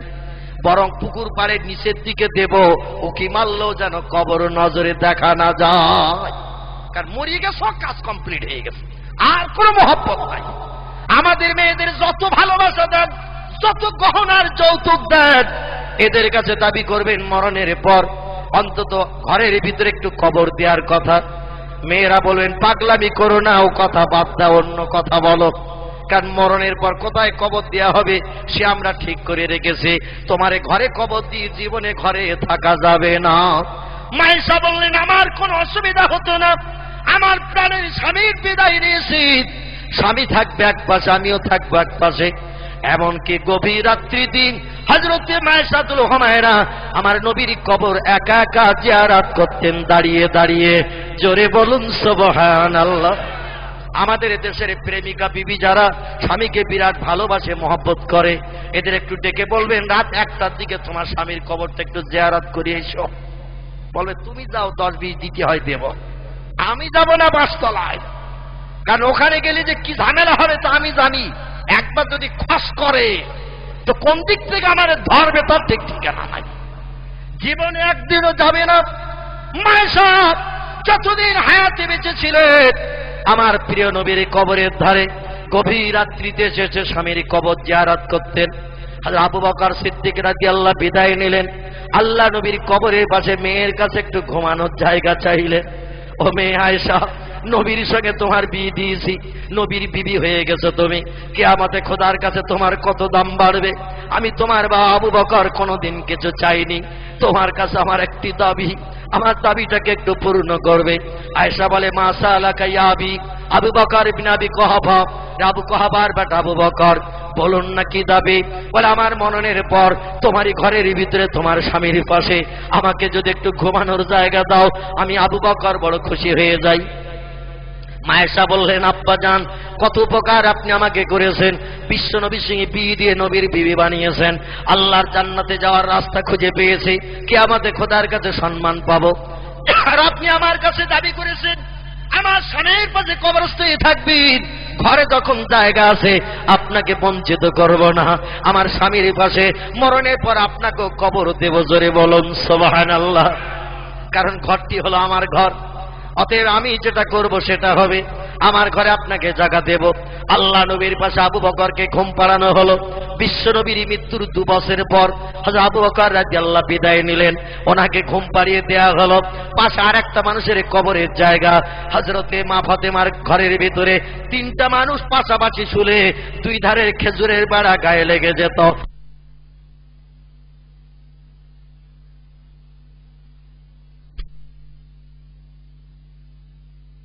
দেখতে ভালো হবে, বলে অন্তত বল কিরাম করলে ভালো হয়। বলে এক পাশে থাকবে খাট, খাটের সামনে থাকবে একটা মাদুরু পাতার জায়গা, তার সামনে থাকবে দেওয়ালের একটা শোকেস। খাটে বসে বসে শোকেসের দিকে তাকানো হবে। বাঘ আছে পিছনে, কাছের ভিতরে, সামনে আছে হরিণ, পিছনে আছে এমন করে বাঘ, সামনে আছে খরগোশ, পিছনে আছে প্রজাপতি, সামনে আছে ফুল, পিছনে আছে বিড়াল, সামনে আছে ইঁদুর। শখের ভিতরে সব সাজিয়ে রাখতে হবে, দেখতে কত সুন্দর দেখাবে। সামনে আছে কলসি, পিছনে আছে বক, বক কলসির ভিতরে মুখ দিয়ে দিয়ে পানি টেনে টেনে খাবে। শোকেসের ভিতরে এগুলো না রাখলে ঘরের মানান হবে না। আবার মাথার দিকে থাকবে একটা আলমারি, ওই খাটের পায়ের দিকে থাকবে একটা আলনা, জামা কাপড়গুলো গুছিয়ে রাখতে হবে। দরজার পাশে একটা জানলা থাকবে, জানলা ধারে টেবিলে থাকবে বৌমাটা, জানলার পাশে টেবিলের উপরে রাখতে হবে বৌমাটা। বৌমা, আমি এর বাংলা নাম দিয়েছি বৌমা, ইংরেজি নাম হলো টেলিভিশন। ঘরের ভিতরে জানলার ধারে টেবিলের উপরে এটা যদি না রাখা হয় ও ঘরের মানান হবে না। আপনাদের কারো ঘরে বৌমা টৌমা নাই তো আমাদের দেশে মোল্লা মৌলবী ঘরে যদি আসে তাড়াতাড়ি ওরে 3টে কাপড় দিয়ে নতুন বউ ঢেকে দেয়।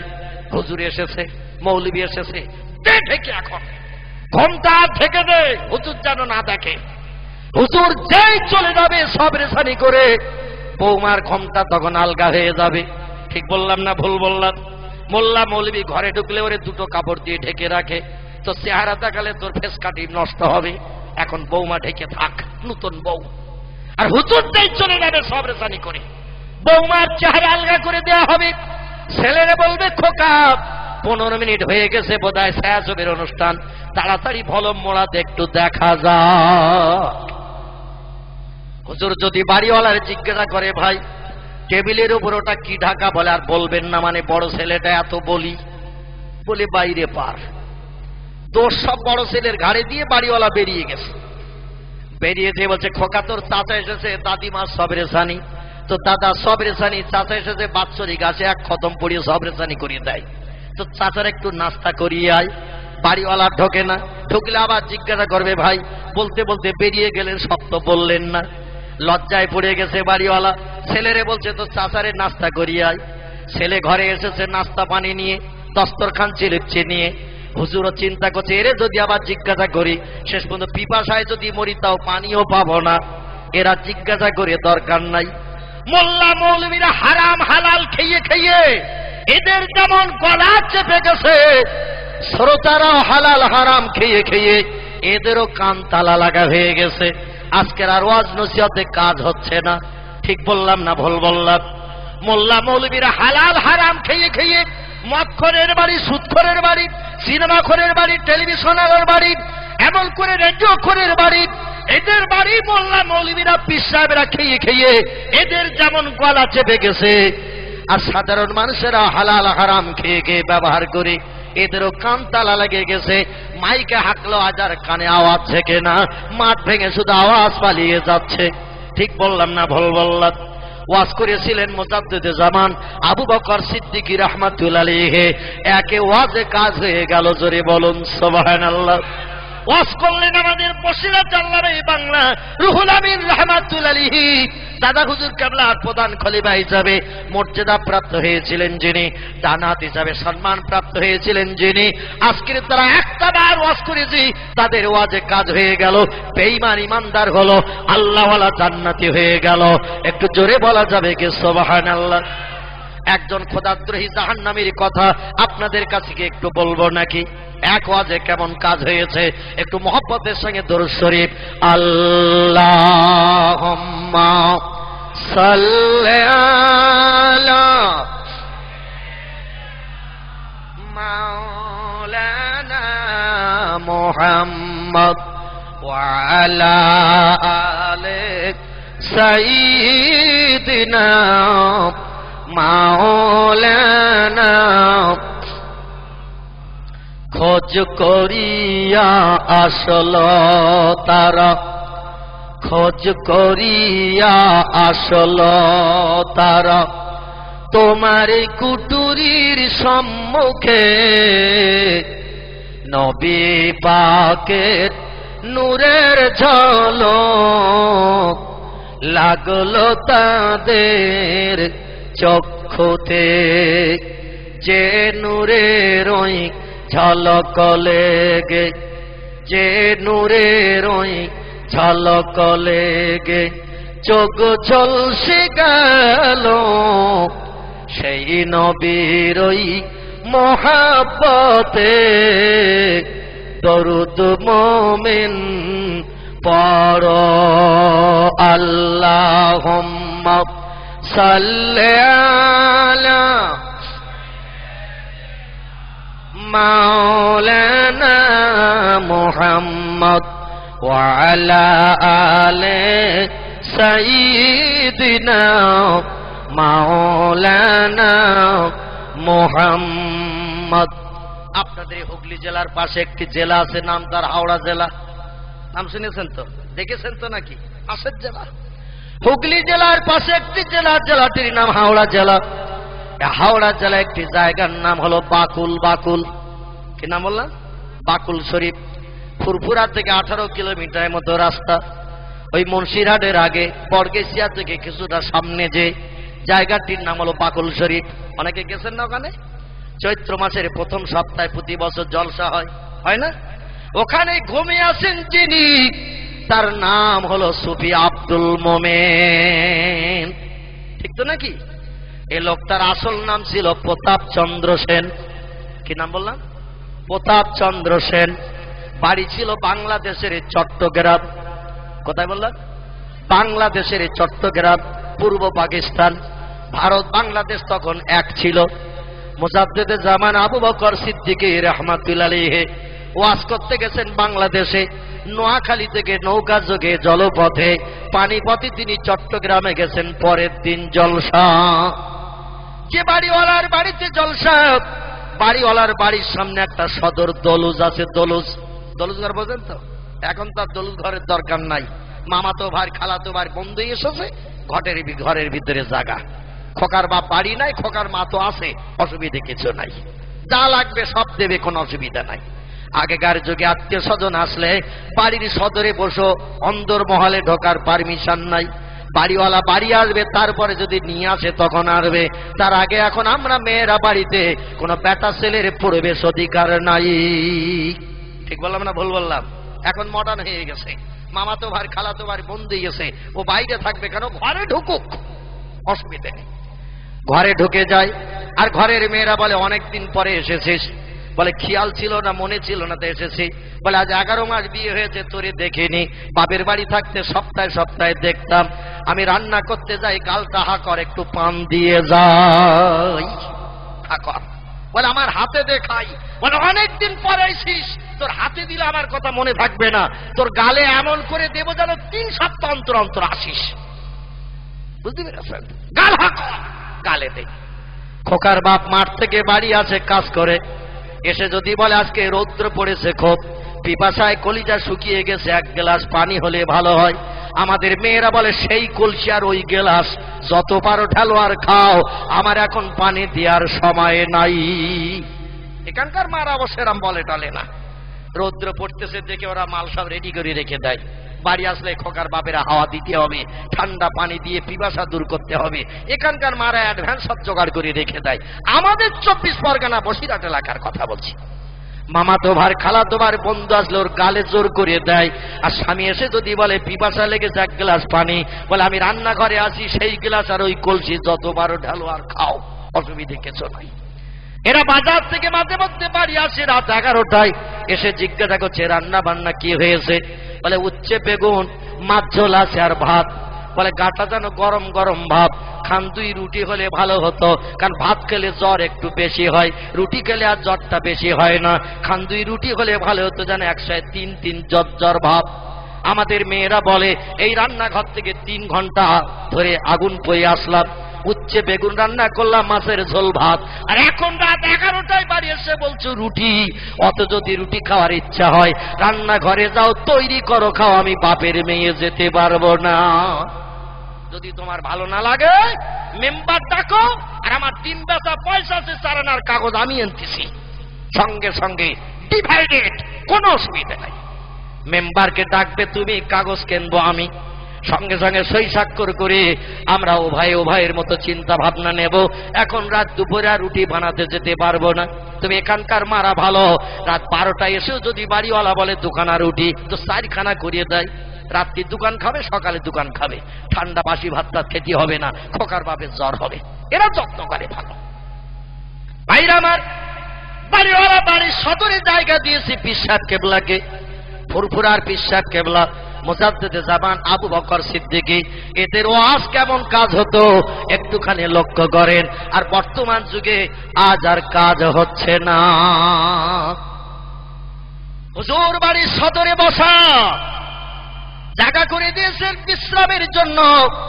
আমি যেমন আজকের সকালে এসে গেছি আপনাদের গ্রামে, গতকাল প্রোগ্রাম ছিল দক্ষিণ 24 পরগনার কাকদ্বীপ, সেখান থেকে রাত 3টায় বেরিয়ে এখানে এসেছে সকাল 7:30-8টার দিকে, একটা না গাড়ি ছাড়িয়ে। চিন্তা করলাম বাড়ি যেতে গেলে তো 4 ঘন্টা 4.5 ঘন্টা লাগবে, ওখান থেকে আবার এখানে আসতে গেলেও 3.5 ঘন্টা 4 ঘন্টা লাগবে, ঝামেলার দরকার নেই, সোজাসুজি চলে যাই। এসে সারাদিন বিশ্রাম করছি ভাই। হুজুর সকালে সকালে চলে গেছে, বিশ্রামের জন্য জায়গা করে দেওয়া হয়েছে বাড়ির সদরে, কিন্তু কানে একটা আওয়াজ আসছে, ঢং ঢং ঠং ঠং আওয়াজ আসতেছে। পীর সাহেব ডেকে বলে বাবা বাড়িওয়ালা, তোমাদের বাড়ির পাশে কিসের একটা আওয়াজ হচ্ছে, ঢং ঢং ঠং ঠং। আওয়াজ শুনলে তো ঘুমানো যাবে না, বিশ্রাম হবে না, সারা রাত জাগতে হবে, আলেম ওলামারা চতুর্দিক থেকে আসবে, ফতোয়া ফারায় জিজ্ঞাসা করবে, সারা রাত ঘুম হবে না, রাত্রিতে সারা রাত জলসা হবে। অতএব দিনে একটু বিশ্রাম না নিলে রাত জাগবো কি করে? বাবা আওয়াজটা কি একটু বন্ধ হবে না? বাড়িওয়ালা বলছে হুজুর আমাদের মসজিদ যেখানে, হিন্দু ভাইদের মন্দিরও সেখানে, ওদের মন্দিরে পূজা হয়, আমরা কিছু বলি না, আমাদের মসজিদে আজান হয়, নামাজ হয়, ওরাও কিছু বলে না। বিশ্বাস বললেন লাকুম দীনুকুম ওয়ালিয়া দীন। আল্লাহ কোরআনে বলেছেন তোমাদের ধর্ম তোমাদের কাছে ভালো, ওদের ধর্ম ওদের কাছে ভালো। লা ইকরাহা ফিদ্দীন, ধর্মের উপরে কোনো জোর জবরদস্তি নাই। যার যেটা ভালো লাগবে সে সেটা করবে। ব্রেন বুদ্ধি মগজের বিচার হবে হাসরে। যদি কোনো ব্যক্তি অন্যায় পথে চলি কিয়ামতে আল্লাহ তার অ্যাকশন করবেন। দুনিয়ায় কোনো মানুষের অধিকার নাই শাস্তি দেওয়ার। জোরে বলুন সুবহানাল্লাহ। তবে শব্দটা কিসের হচ্ছে? বলে হুজুর ওদের মন্দিরে আজকে পূজা আছে, পূজা হচ্ছে, তাই ব্রাহ্মণ ঘন্টা বাজিয়ে শোলক পড়ে পূজা করছে বালতির মালগুলো সব খালি করার জন্য। ব্রাহ্মণদের কাজ হলো মন্দিরে যখন পূজা হয় বালতিগুলো খালি করে দিতে হয় সংস্কৃতের শোলক পড়ে। যা দেবী সর্বভূতে শান্তি রূপে অং নমস্তস্যৈ নমো নমঃ অল্লং জ্যেষ্ঠং শ্রেষ্ঠং পরমং পুণ্যং ব্রাহ্মণ অল্লং। আল্লাহ রাসূল মুহাম্মদ রকং বরস আদাল্লাবু কামে বাকাম আল্লাবু কনিকাতম এত ইসমিন্নন্তরে মেচ্ছা যাচ্ছে না সমন্বিত মুহাম্মাদিতি খ্যাত শিষ্য শাখা সমন্বিত আসুর সংহারিণী হোরং অল্ল অল্লং ইল্লাল্লাতিল্লাল্লাং। এ শ্লোক পড়লেই বালতির মাল হাবিস হবে, কোনো অসুবিধা নাই। আর সাধারণ মানুষ বলবে ব্রাহ্মণ বাবাজি আমার বালতিটা আগে খালি করে দেন। কিন্তু ব্রাহ্মণের একটু চালাক আছে মৌলবীদের মতো। ওরা দেখবেন শ্লোক পড়ে যখন যেখানে আল্লাহর নবীর নাম আছে ওখানে একটু ঘন্টা জোরে জোরে বাড়ি দেয়। কারণ ওই আওয়াজটা যদি যারা বালতি এনেছে ওরা শুনে নেয় তাহলে মাল তো আর দেবে না, মাল সমেত বালতি ফেরত যাবে। যখন আল্লাহর নবীর নামটা শ্লোকে আসে, বেদে পুরাণে এমন করে অথর্ব বেদে ও ভাইজান বহু জায়গায় আল্লাহ এবং নবীর নামের প্রশংসা করা হয়েছে। বেদ 4টি ভাগে বিভক্ত, একটার নাম ঋগ্বেদ, একটার নাম সামবেদ, একটার নাম যজুর্বেদ, একটার নাম অথর্ববেদ। এই প্রতি চ্যাপ্টারে মনি ঋষির আমার আল্লাহ এবং নবীর নামের ভূয়সী প্রশংসা করেছে। আরে প্রশংসার কথাগুলো যখন ব্রাহ্মণদের মুখে উচ্চারিত হয় ঘন্টায় তখন একটু জোরে জোরে বাড়ি লাগায় যাতে আওয়াজ শ্রোতাদের কানে না যায়, গেলে তো আর মাল পাওয়া যাবে না। এই চিন্তা ভাবনা নিয়েছিলেন যিনি ভারতবর্ষের মথুরার বৃন্দাবনের কীর্তি সন্তান ছিলেন, তিনি নাম হলো তার ডক্টর শিব শক্তি স্বরূপজি। বিখ্যাত পূজারী ছিলেন, সারা ভারতবর্ষের 65 কোটি হিন্দু জৈন শিখেদের ভগবানের অবতার কলির কলকি ছিলেন। 1984 সালের এপ্রিল মাসের 10 তারিখ লোকটি মন্দিরের পূজা পরিত্যাগ করে কলেমা শরীফ পাঠ করে আমার নবীকে স্বপ্ন দেখে জান্নাতি মানুষ হয়ে গেছে। জোরে বলুন সুবহান। হিন্দুর ঘরের মানুষ আজ আমাদের লজ্জা দিতে শুরু করেছে, আর মুসলমানের ঘরে জন্মগ্রহণ করে এখনো নবীরে দেখতে পেলাম না। এ দুঃখ কি রাখার জায়গা আছে নাকি? লর্ড হেডলির মতো মানুষ আমার নবীকে চামড়ার চোখে দেখলেন। বাংলাদেশের ঢাকা শহরের কীর্তি সন্তান, পিতার নাম পণ্ডিত শশীকান্ত ভট্টাচার্য, লোকটির নাম ডক্টর সুদর্শন ভট্টাচার্য। ঢাকা বিশ্ববিদ্যালয় থেকে ফার্স্ট ক্লাস ডিগ্রি অর্জন করে বাংলা কোরআন পড়ে তার মগজ ঘুলে গেল। আমার নবীর ভালোবাসা হৃদয়ে তৈরি করে ব্রাহ্মণের ঘরের ছেলেটি বাপ দাদা জীবনকাল মন্দিরে পূজা করেছে। এই লোকটি আমার নবীকে স্বপ্নে দেখেছে, কলেমা পড়ে মুসলমান হয়ে গেছে, নাম পাল্টে নাম রেখেছে মোহাম্মদ আবুল হোসেন ভট্টাচার্য। একটু জোরে বলা যাবে কি সুবহানাল্লাহ? 1992 সালের ঘটনা। তিনি কলেমা পড়ে মুসলমান হয়ে গেলেন, মাথায় লাগালেন টুপি, মুখে রাখলেন দাড়ি। জীবনে টুপি দাড়িতে খুরকেছে লাগায় না, রাস্তাঘাটে পথে যেখানেই যায় নবীর সুন্নত আদায় করে চলে। আর আমরা গিরগিটি সময় হলেই পাল্টাই, অসুবিধে কিছু নাই। মুসলমান ভাইরা আমার, উত্তর ভারতের মথুরার বৃন্দাবনের কীর্তি সন্তান, যার বাবার নাম মহন্ত প্রীতম দাসু দাসেন, মায়ের নাম হলো ভানুমতি কর, তার স্ত্রীর নাম ছিল শ্রদ্ধা দেবী, কন্যার নাম ছিল অস্পরা। যুবতী মেয়ে, ডিগ্রিধারী মেয়ে, সেও পর্যন্ত কলেমা পড়ে মুসলমান হয়ে গেছে। স্ত্রী কলেমা পড়লেন। ডক্টর শিবশক্তি স্বরূপজি, যিনি অক্সফোর্ড বিশ্ববিদ্যালয় থেকে পৃথিবীর সব থেকে শ্রেষ্ঠ শিক্ষা প্রতিষ্ঠান, যার নাম অক্সফোর্ড বিশ্ববিদ্যালয়, এখান থেকে যদি কেউ ডিগ্রি অর্জন করে দুনিয়ার কোন দেশের শিক্ষা প্রতিষ্ঠান তার ডিগ্রি সম্মান নষ্ট করতে পারে না। ওখান থেকে 12টা ভাষা এমএ পাস করেছিলেন, 10টা ধর্মগ্রন্থের জ্ঞান নিয়ে ডক্টরেট অফ ডিভাইনিটির পদমর্যাদা পেলেন। ভারত সরকার যার নামের পাশে সার্টিফিকেট দিল, হিন্দুস্তানে এনার মধ্যে এত বড় ধর্মীয় জ্ঞানী পণ্ডিত আর কেউ নাই। সেই লোকটি কয়েক মাস দোবাসের বিখ্যাত মন্দির, উত্তর ভারতের বিখ্যাত মন্দির, মন্দিরটির নাম দোবাসের মন্দির। 120 বিঘা জমি বাউন্ডারি করে ঘেরা, 350 বিঘে জমিতে যা ফসল হয় মন্দিরের ব্রাহ্মণের নসিবে সব জুটে যায়। ওই মন্দিরের ব্রাহ্মণ যিনি হবেন তার নসিবে জুটবে 350 বিঘে জমির আয়। আর হাজার হাজার মানুষ প্রতিদিন ওই মন্দিরে পূজা দিতে হয়, 4 থেকে 5 বস্তা করে ফল হয়, হাজার হাজার টাকা মানুষ তাকে দিয়ে যায়।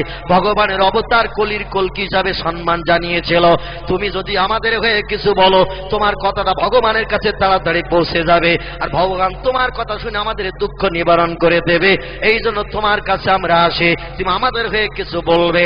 কয়েক মাস মন্দিরে পূজা করার পর একদিন বাড়ি এসে বললেন, বিবি এ শ্রদ্ধা দেবী ব্রাহ্মণী, গোটা 2 প্রশ্ন। স্ত্রী বললেন, হোয়াট ইজ দ্য কোশ্চেন? হে আমার স্বামী, কি প্রশ্ন তোমার? বলে, প্রশ্ন হলো এই যে আমি ন্যায় পথে চলবো না অন্যায় পথে চলবো, সত্যের আশ্রয় গ্রহণ করব না মিথ্যাকে বরণ করব। স্ত্রী বললেন, 65 কোটি মানুষ আপনার মুখের দিকে তাকিয়ে রয়েছে ভারতে, আপনার থেকে মানুষ আদর্শ শিখবে, আপনার থেকে মানুষ চরিত্র গঠন করবে। আপনি যদি অন্যায়ের পথ চলেন তাহলে মানুষ অন্যায় ভালোবাসবে, আপনি ন্যায় পথে চললে আপনাকে দেখে মানুষ ন্যায় পথ অবলম্বন করবে। আপনি যদি মিথ্যার আশ্রয় গ্রহণ করেন দেশের মানুষ আর সত্য খুঁজে পাবে না, আর আপনি সত্যের আশ্রয় গ্রহণ করলে মানুষ মিথ্যা ভুলে যাবে, কারণ আপনার আদর্শ দেখেই মানুষ আদর্শ তৈরি করবে। উনি বললেন, বিবি তাহলে এখন কি করব তাই বলো? বলে, আপনাকে ন্যায় পথে চলতে হবে, সত্যের আশ্রয় গ্রহণ করতে হবে। ডক্টর শিব শক্তি স্বরূপজি বললেন, কালকের থেকে আর ফলের রস নসিবে জড়বে না। জোরে বলা যাবে না সুবহানাল্লাহ? আর একটু জোরে বলা যাবে না সুবহানাল্লাহ? বলে, ফলের রসের সঙ্গে কি অসুবিধা হলো? আপনি দুটো প্রশ্ন করলেন, উত্তর দিলাম সঠিক, এতে ফলের রসে কি অসুবিধা?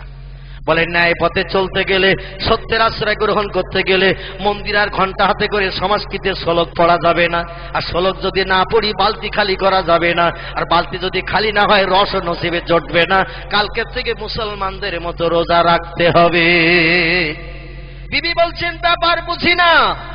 ডক্টর শিব শক্তি স্বরূপজি বললেন, আমি বেদ পড়তে জানি, পুরাণ পড়তে জানি, গীতা পড়তে জানি, বাইবেল পড়তে জানি, জেন্দাবাস্তা পড়তে জানি, রামায়ণ পড়তে জানি, মহাভারত পড়তে জানি, ত্রিপিটক পড়তে জানি, এমন করে ভাগবত পড়তে জানি, মুসলমানদের ধর্মগ্রন্থ কোরআন শরীফ আমি শুরু থেকে শেষ পর্যন্ত পড়তে পারি, এবং এক জায়গায় বসে তার মানও বলে দিতে পারি। আমাদের মতো মৌলবীদের কাছে হঠাৎ যদি কোনোদিন কোরআন শরীফ কেউ নিয়ে আসে, এসে যদি বলে, হুজুর এই জায়গাটা বুঝতে পারছেন একটু বুঝিয়ে মানে বলে দেন, হুজুর বলবে, আমার স্যার পায়খানা 3 দিন ধরে হচ্ছে, হঠাৎ দেখলে গেছে লোটা বদনাতে আগে পায়খানা করে আসি। বাথরুম যদি দেখিয়ে দেন বাথরুমে ঢুকবে না, বলবে কোন দিকে পেয়ারা বাগান, খড়ি বাগান, আখ বাগান আছে, দেখিয়ে দে, ওই দিক থেকে কাজ মিটিয়ে আসি। খালধারির দিকে যদি হুজুর একবার কাঁসা বা পিতলের বদনা নিয়ে যায়, জীবন আর ফেরবে না, খাল ঝাঁপিয়ে চলে যাবে, বদনাও আর পাওয়া যাবে না, 150 টাকা হ্যাবিস। এরাম হুজুর যদি খাল পাড়ে যেতে চায়, কলা বাগান, আখ বাগানে ঢুকতে চায় বাথরুমের পায়খানার জন্য, তো হরেক মাল 650 টাকা মার্কা দিতে হবে ভাই। প্লাস্টিক 650 টাকা মার্কা, ও চলে গেলে খুব বেশি অসুবিধা হবে না। তবে কাঁসা বা পিতলের লোটা বদনা যদি দেন, ওর জীবন আর ফেরবে না। ঠিক বললাম না ভুল বললাম? ফেরবে না। ভারতে প্রথম কোরআন শরীফের বাংলা বঙ্গানুবাদ করেছিলেন যিনি, মুসলমানের ছেলে নন তিনি, তার নাম হলো ভাই গিরিশচন্দ্র সেন। হিন্দুরাও কোরআন শরীফ পড়ে, হিন্দুরা কোরআন ভালোবাসে, হিন্দুরা কোরআনকে ভক্তি করেছে। স্বাধীনতা বিপ্লবীর মহান নেতা মিস্টার মহাত্মা গান্ধী কোরআন ভালোবেসেছে। স্বাধীন ভারতের প্রথম প্রধানমন্ত্রী পণ্ডিত জওহরলাল নেহরু কোরআন ভালোবেসেছে। স্বাধীন ভারতের প্রথম নারী প্রধানমন্ত্রী মিস ইন্দিরা গান্ধী কোরআনের আদর্শ মেনেছে। ভারতের হিন্দুর ঘরের কীর্তি সন্তান ডক্টর রামনারায়ণ শাস্ত্রী আল্লাহর কোরআনকে ভালোবেসেছে। পণ্ডিত হরপ্রসাদ শাস্ত্রী কোরআন ভালোবেসেছে। লালা লাজপত রায় কোরআন ভালোবেসেছে। পণ্ডিত কালিদাস কাপুর কোরআন ভালোবেসেছে। তেজ বাহাদুর সাপ্রু কোরআন ভালোবেসেছে। জোড়াসাঁকো ঠাকুর বাড়ির কীর্তি সন্তান বিশ্বকবি রবীন্দ্রনাথ ঠাকুর আল্লাহ নবীর সুন্নতকে সারা জীবন পালন করে চলে গেছে, আর আমরা মুসলমান সেই নবীকে চিনতে পারিনি। এ দুঃখ কি আর রাখার জায়গা আছে নাকি ভাই? ভারতের কীর্তি সন্তান স্বামী বিবেকানন্দ আমেরিকার শিকাগো শহরে ইংরেজিতে 3 ঘন্টা বক্তৃতা দিয়েছিলেন। তার বক্তৃতার 3 ভাগের 2 ভাগ ছিল আমার নবীর জীবন আদর্শের উপরে। জোরে বলুন সুবহানাল্লাহ। যিনি বিশ্ব রেকর্ড করলেন, ভারতের কীর্তি সন্তান মর্যাদা পেলেন, স্বামী বিবেকানন্দ যিনি ইংরেজিতে বক্তৃতা করেছিলেন। ও দেশের মানুষেরা জানতো ভারতের মানুষ ইংরেজি জানে না। 3 ঘন্টার মতো বক্তৃতা করলেন শিকাগো শহরে। বিদেশিরা বলল ভারতেরা এত ইংরেজি জানে না, এবং তার বক্তৃতায় মানুষ মুগ্ধ হয়ে কেঁদেছিল। তার বক্তৃতা 3-এর 2 অংশ ছিল আমার নবীর জীবন আদর্শের উপরে। একটু জোরে বলা যাবে কি সুবহানাল্লাহ। আমরা মুসলমান সেই নবীরে চিনতে পারিনি, শুধু নবী দিবস করতে এসেছে। আল্লাহুম্মা সাল্লি আলা লা ইলাহা ইল্লাল্লাহ 4 বার পড়েছি, কাজ মিটে গেছে, ব্যাস হয়ে গেছে, আর দরকার নেই। ও মুসলমান ভাইরা আমার, আচার্য বিনয় ভাবের নাম আপনারা শুনে থাকবেন। এর একটিও কোরআনের বাংলা অনুবাদ করেছে। ভারতের হিন্দুর ঘরের ছেলে মেয়েরা, এ দেশে যদি মানুষ হতে চাও, মুসলমানদের কোরআন আরবি ভাষায় লেখা, পড়তে জানো না মানে মতলব জানো না, বাংলায় লিখে দিচ্ছি, একবার দেখে নাও, পড়ে নাও, তাহলে তোমরা মানুষ হতে শিখবে। একটু জোরে বলা যাবে কি সুবহানাল্লাহ। হিন্দুর ঘরের মহান কীর্তি সন্তান, কথায় কথা বেড়ে যায়, যার নাম ডক্টর রামনারায়ণ শাস্ত্রী। উনি একটি তত্ত্ব দিলেন ইতিহাসে লিখে, আজ অমরত্ব লাভ করে রয়েছে লেখাটি। উনি বললেন ভারতের অধঃপতিত হিন্দু সমাজে ইসলাম এসেছিল আলোক দীপ্তি নিয়ে। ইসলাম যদি ভারতবর্ষের জমিনে না আসতো, এ ভারতের অধঃপতিত হিন্দু সমাজের মানুষ কোনোদিন মানুষ হতে পারত না। একটু জোরে বলা যাবে না সুবহানাল্লাহ। কত বড় কথা বললেন তিনি।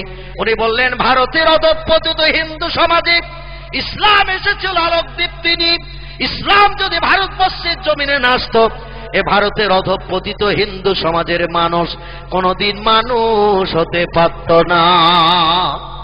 ইসলাম ধর্ম হিন্দুস্তানে এনেছিলেন যিনি, নাম হলো তার হযরতে খাজা আজমিরি। রাজস্থানের আজমিরে ঘুমিয়ে আছেন যিনি, যার বাবার নাম ছিল খাজা গিয়াসউদ্দিন, ওনার নাম খাজা এমন করে মহিউদ্দিন। হিন্দুস্তানের দিন জান্ডা করলেন যিনি, অবন্ধ আজমিরি রহমাতুল্লাহ আলাইহি। তিনি আজ ভারতে কলেমার প্রদীপ জ্বালিয়ে দিয়ে আজ আমাদের কলিজা ঠান্ডা করে দিয়ে দিয়েছেন। এ দেশে যখন সতীদাহ প্রথা ছিল, এ দেশে মেয়েরা যখন বাবার সম্পত্তির অধিকার পেত না, ওই সময় খাজা সাহেব ইসলামের আইন এনে ভারতের মুসলমানদের কাছে জারি করে দিয়ে দিলেন। মেয়েরা কি অপরাধ করলো, স্বামী মারা গেছে, ওরা আবার বিয়ে করবে। হিন্দু ধর্মের নিয়ম ছিল 2-4 মাস বিয়ের পরে যদি কোনো স্বামী মারা যায়, স্ত্রীকে হাত পা বেঁধে স্বামীর চিতায় জীবন্ত পুরানো হতো। রাজা রামমোহন রায় বলল ধর্মে লাথি মার, বিশ্বকবি রবীন্দ্রনাথ ঠাকুর বলল ধর্মে লাথি মার। মার। ঈশ্বরচন্দ্র বিদ্যাসাগর বলল ধর্মের আইন পরিত্যাগ কর। আমার কন্যা সন্তান স্বামীর চিতায় জীবন্ত পুড়বে, আর বাবা বাবা করে ডাকবি, আর আমি বাবা শাসনের চিতার পাশে দাঁড়িয়ে তার ওই মরণ যন্ত্রণা দেখব। এটা কখনো যুক্তির কথা নয়। মুসলমানদের ধর্মের আইন কত ভালো, ওদের 5টা স্বামীও যদি মারা যায় সবার মেয়ে বিয়ে করতে পারবে। 100 স্বামী যদি মারা যায় 101 বার বিয়ে করতে পারবে। আমাদের ধর্মে মুসলমানদের আইন জারি কর, সতীদাহ প্রথা উচ্ছেদ কর। জোরে বলুন সুবহানাল্লাহ। হিন্দুর মেয়েরা বিয়ের পরে বাবার সম্পত্তির কোনো অধিকার পেত না, কিন্তু আমাদের কোরআন বলেছে ছেলে তোমার বোনের বিয়ে হয়ে গেল, তোমার বাবার সম্পত্তির 3-এর 1 অংশ মেয়ে পাবে।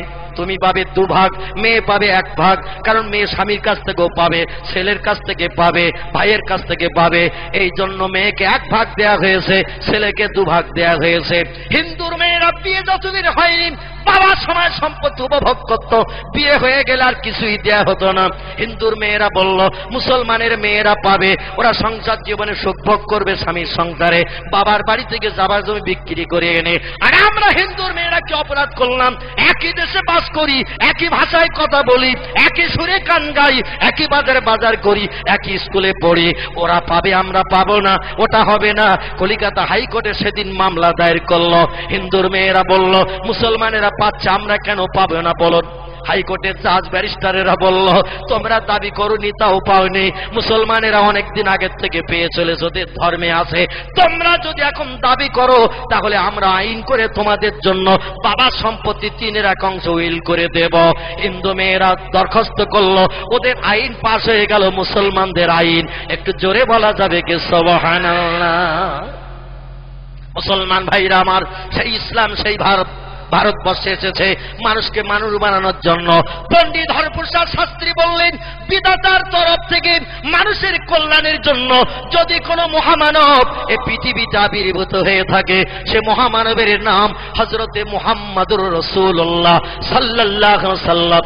যদি কেউ বলে মুহাম্মদ রাসূলুল্লাহ বিধাতা প্রেরিত রাসূল নয়, আল্লাহর পাঠানো মহামানব নয়, আমি হরপ্রসাদ শাস্ত্রী বলছি বিধাতার তরফ থেকে মানুষের কল্যাণের জন্য কোন মহামানব এ পৃথিবীতে কোনোদিন আবির্ভূত হয়নি।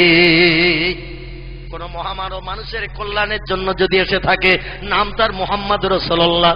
আমি রামকৃষ্ণ পরমহংস দেবের নাম বলতে পারবো না, বুদ্ধদেবের নাম বলতে পারবো না, চৈতন্য দেবের নাম বলতে পারবো না, গুরু নানকের নাম বলতে পারবো না, মহাবীরের নাম বলতে পারবো না, আচার্য কেশবচন্দ্র সেনের নাম বলতে পারবো না, যীশু খ্রিস্টের নাম বলতে পারবো না, বালক ব্রহ্মচারীর নাম বলতে পারবো না। মহামানবের ভিতরে যিনি শ্রেষ্ঠ, নাম হলো তার মুহাম্মদ রাসূলুল্লাহ। একটু জোরে বলা যাবে কি সুবহানাল্লাহ? বর্তমান খ্রিস্টানের দেশে, আমেরিকার দেশে একজন উচ্চ লেখকের সুনাম হয়েছে, নাম হলো তার ডক্টর এইচ.এম. হার্ট। বিশ্ববিখ্যাত লেখক হিসাবে তাম পৃথিবীতে যিনি সুনাম পেয়েছেন, এই লোকটির নাম ডক্টর এইচ.এম. হার্ট। ইংরেজি ভাষা একটা বই লিখে তাম বিশ্বে সুনাম অর্জন করেছে। বইটির নাম দিয়েছেন ইংরেজিতে দ্য 100। কি নাম বললাম? দি 100। বইটার নাম দিয়েছে দ্য 100। এর বাংলা নাম হলো 100। বইটার বাংলা নাম হলো 100, ইংরেজিতে নাম হলো দ্য 100। লেখকের নাম ডক্টর এইচ.এম. হার্ট। আমেরিকার দেশের উচ্চ শিক্ষিত খুব বড় সাহিত্যিক, খুব বড় লেখক। এই বইটা লিখে পৃথিবীতে খুব বড় সাহিত্যিকের সম্মান পেয়েছেন। তার বইতে 100 মনি ঋষির জীবনী লিপিবদ্ধ করেছেন। দুনিয়ার 100 ভালো লোকের জীবনী লিখেছেন তিনি। এই ভালো লোকের জীবনী লিখে পৃথিবীর মানুষের কাছে বড় সুনাম অর্জন করেছেন। তবে তার বইয়ের প্রথমে যে লোকটার জীবনী জায়গা পেয়েছে, সেই লোকটি রামকৃষ্ণ পরমহংস দেব নন, বুদ্ধদেব নন, চৈতন্য দেব নন, গুরু নানক নন, মহাবীর নন, আচার্য কেশবচন্দ্র সেন নন, যীশু খ্রিস্ট নন, বালক ব্রহ্মচারী নন, ডক্টর শিবশক্তি সরবজি নন। যুক্তরাষ্ট্রের ভূতপূর্ব প্রেসিডেন্ট মিস্টার হুবারের নাম লেখা হয়নি, জার্মান প্রেসিডেন্ট মিস্টার হিটলারের নাম লেখা হয়নি, ইতালির প্রেসিডেন্ট মিস্টার সিনোর মুসোলিনির জীবনী লেখা হয়নি, চীনের প্রেসিডেন্ট মিস্টার শি হংসির জীবনী লেখা হয়নি। যারা মরণের পর ইতিহাসে অমরত্ব লাভ করে রয়েছে, এদের কারো নাম লেখা হয়নি।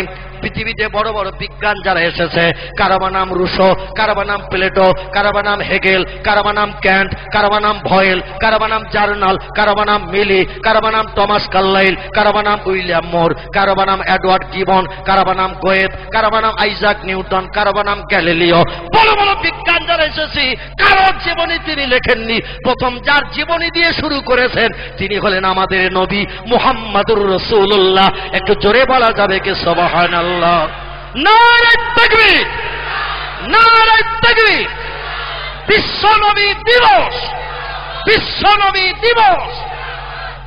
Doctor HM. হার্টকে জিজ্ঞাসা করা হলো, কত ভালো ভালো মানুষ আছে পৃথিবীতে, মুহাম্মদের জীবনী দিয়ে প্রথম কেন শুরু করলেন? উনি বললেন, বইয়ের প্রথমে ভালো জিনিস না দিলে মানুষের পছন্দ হবে না পড়তে। আমি যত নেতা আছে, যত ভালো মানুষ আছে, তাদের জীবনী নিয়ে রিসার্চ করে দেখলাম মুহাম্মদের জীবনীর উপরে কারো জীবনী হতে পারে না। তাই ভালো জীবনীটা আগে দিয়ে দিয়েছি, যাতে মানুষ পড়লে ওদের মন ধরবে আরো কিছু পড়ি, আরো কিছু পড়ি। আর প্রথমে যদি খারাপ লাগে পৃষ্ঠা বুঝিয়ে রেখে দেবে, আর পড়বে না। তাই ভালো লোকটা দিয়ে শুরু করেছে। একটু জোরে বলা যাবে কি সুবহানাল্লাহ? এই ভালো লোকটি আদর্শ মেনেছিলেন যিনি, ফুরফুরাত সিলসিলার প্রতিষ্ঠাতা তিনি, নাম তার মুজাদ্দিদে জামান আবু বকর সিদ্দিকী রাহমাতুল্লাহি আলাইহি। যার কথা আপনাদের কাছে বলতে চাইছিলাম, মাথায় টুপি, মুখে দাড়ি, গায়ে লম্বা জামা, ইসলাম শরীয়ত আইন পালন করে লোকটি পৃথিবীতে বিচরণ করেছে। যেখানে গেছে সেখানে সম্মান বললো, বহু টাকা খরচ করে ফেলেছি আপনাদের গোবরডাঙ্গা পর্যন্ত। যদি লাইন পাততে না দেন আমাদের তো গাড়ি চলবে না। আপনারা কিছু পয়সা করিয়ে নেন, অন্তত লাইন পাতের একটু জায়গা দিয়ে দেন। গোবরডাঙ্গা সেজে বাবু বলল, হাজার হাজার বিঘা জমি আছে, লক্ষ লক্ষ টাকার মালিক, আর টাকা দেখিয়ে, লোক দেখিয়ে, লোভ দেখিয়ে তোমরা পাটি বাঁধবে আমাদের জমিদার বাড়ির উপর দিয়ে, ওটা কখনো হবে না। তবে একটা নিবেদন করব, যাতে তোমাদের মনোবাঞ্ছা পূর্ণ হয়, টাকা খরচের উসল উঠে যায়। মার্টিন বান কোম্পানি বলল, বলুন না কি বলতে চাইছেন? বলে, আমাদের নামে একটা কম্পার্ট ট্রেনে রেখে দিতে হবে, ওতে অন্য কোনো যাত্রী উঠতে পারবে না। যখন আমাদের প্রয়োজন হবে ট্রেনে উঠবো, ভাড়া ভাড়া দিতে পারবো না। কোম্পানি বলল, তাতেই রাজি। জোরে বলুন সুবহানাল্লাহ। কারণ যখন লাইন পাততে দিচ্ছেন না, শেষ পর্যন্ত বেকার হয়ে যাবে আমাদের এত টাকা খরচ। তো আপনাদের জন্য একটা কম্পার্ট রেখে দিতে হয়, দেব। জমিদার বাড়ির লোক যখন উঠবে যাবে, পয়সাও নেব না, ওটা ফ্রি। এই মার্টিন ব্যাংক কোম্পানির 4খানা বগির কোম্পানি একটা ঘর গোবরডাঙ্গা বাবুদের জন্য স্পেশাল করা ছিল ভাইজান। সেখানে নো অ্যাডমিশন বলে দরজায় লেখা ছিল, নো অ্যাডমিশন ফর পাবলিক, কোন সাধারণ মানুষ ঢুকতে পারবে না, কেবলমাত্র জমিদার বাড়ির মানুষ ছাড়া। একদিন গোবরডাঙ্গা সেজে বাবু, এরা ইংরেজ সরকার থেকে পাওয়ার ছিল, 3 রাউন্ড গুলি করে যদি কোনো মানুষও মার্ডার করে তার কেস হবে না, কারণ লোকটি ছিল সৎ প্রকৃতির মানুষ, অন্যায় পছন্দ করত না, অন্যায় দেখলে গুলি করে প্রাণ নাশ করে দিত। ইংরেজ সরকার আমলে তার কোনো কেসও হতো না, এত সৎ প্রকৃতির মানুষ ছিলেন গোবরডাঙ্গা সেজে বাবু। পিছনে এমন করে তিনি মেড ইন ইংল্যান্ড গাদা বন্দুক কাঁধে করে নিয়ে গোবরডাঙ্গার প্ল্যাটফর্মে দাঁড়িয়ে রয়েছেন, একটু চাঁদপাড়ায় যাবেন। আর সেদিন ট্রেনে ভিড় ভাট থাকুক, বুড়ো মৌলবী ট্রেনে করে যাচ্ছেন ভাইজান গাইঘাটা হয়ে ওই বনগাঁর দিকে। কোম্পানি সব লোকজনের ভিড়, চিন্তা করলো বুড়ো ফকির, আমি এই লোকজনের ভিড়ে ঢুকলে তো পিষে মেরে দেবে, দেখি কোনো কম্পার্ট খালি আছে কিনা। দেখতে দেখতে দেখলে একটা ঘর খালি, কোনো লোকজন নাই। আল্লাহর মহানলি দাদা হুজুর কেবলা চিন্তা নিলেন, লোকের নজরে বোধহয় দরজা পড়ে নাই, আমার নজরে যখন পড়ে গেছে ঢুকে যাই, আরামে একটু বসি, গুড়গুড় করতে করতে মার্টিন ট্রেন যাবে, বনগাঁ পর্যন্ত একটু স্বস্তি পাওয়া যাবে। মসলন্তপুর হয়ে এবার গাইঘাটায় চলে গেছে ট্রেন, গুমা হয়ে মসলন্তপুর হয়ে গাইঘাটায় চলে গেছে ট্রেন। আর গোবরডাঙ্গা সেজে বাবু সেদিন কি প্রয়োজনে চাঁদপাড়ায় যাবে, উনিও প্ল্যাটফর্মে দাঁড়িয়ে আছে, মেড ইন ইংল্যান্ড গাদা বন্দুক কাঁধে, যেখানে যেতেন বন্দুক কাছে রাখতেন। ওনার একটা পোষা হাতি ছিল, যা বলতো তাই শুনত। এই লোকটি প্ল্যাটফর্মে দাঁড়িয়ে রয়েছেন, এমন সময় ট্রেনে এসে দাঁড়িয়েছেন।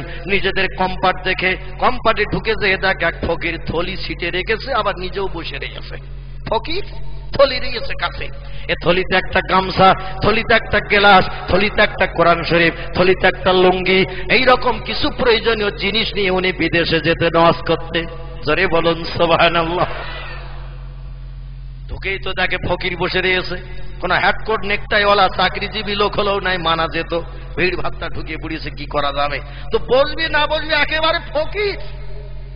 বলছে ফকির, এ কম্পার্টে তোমার অধিকার দিল কে ওঠার?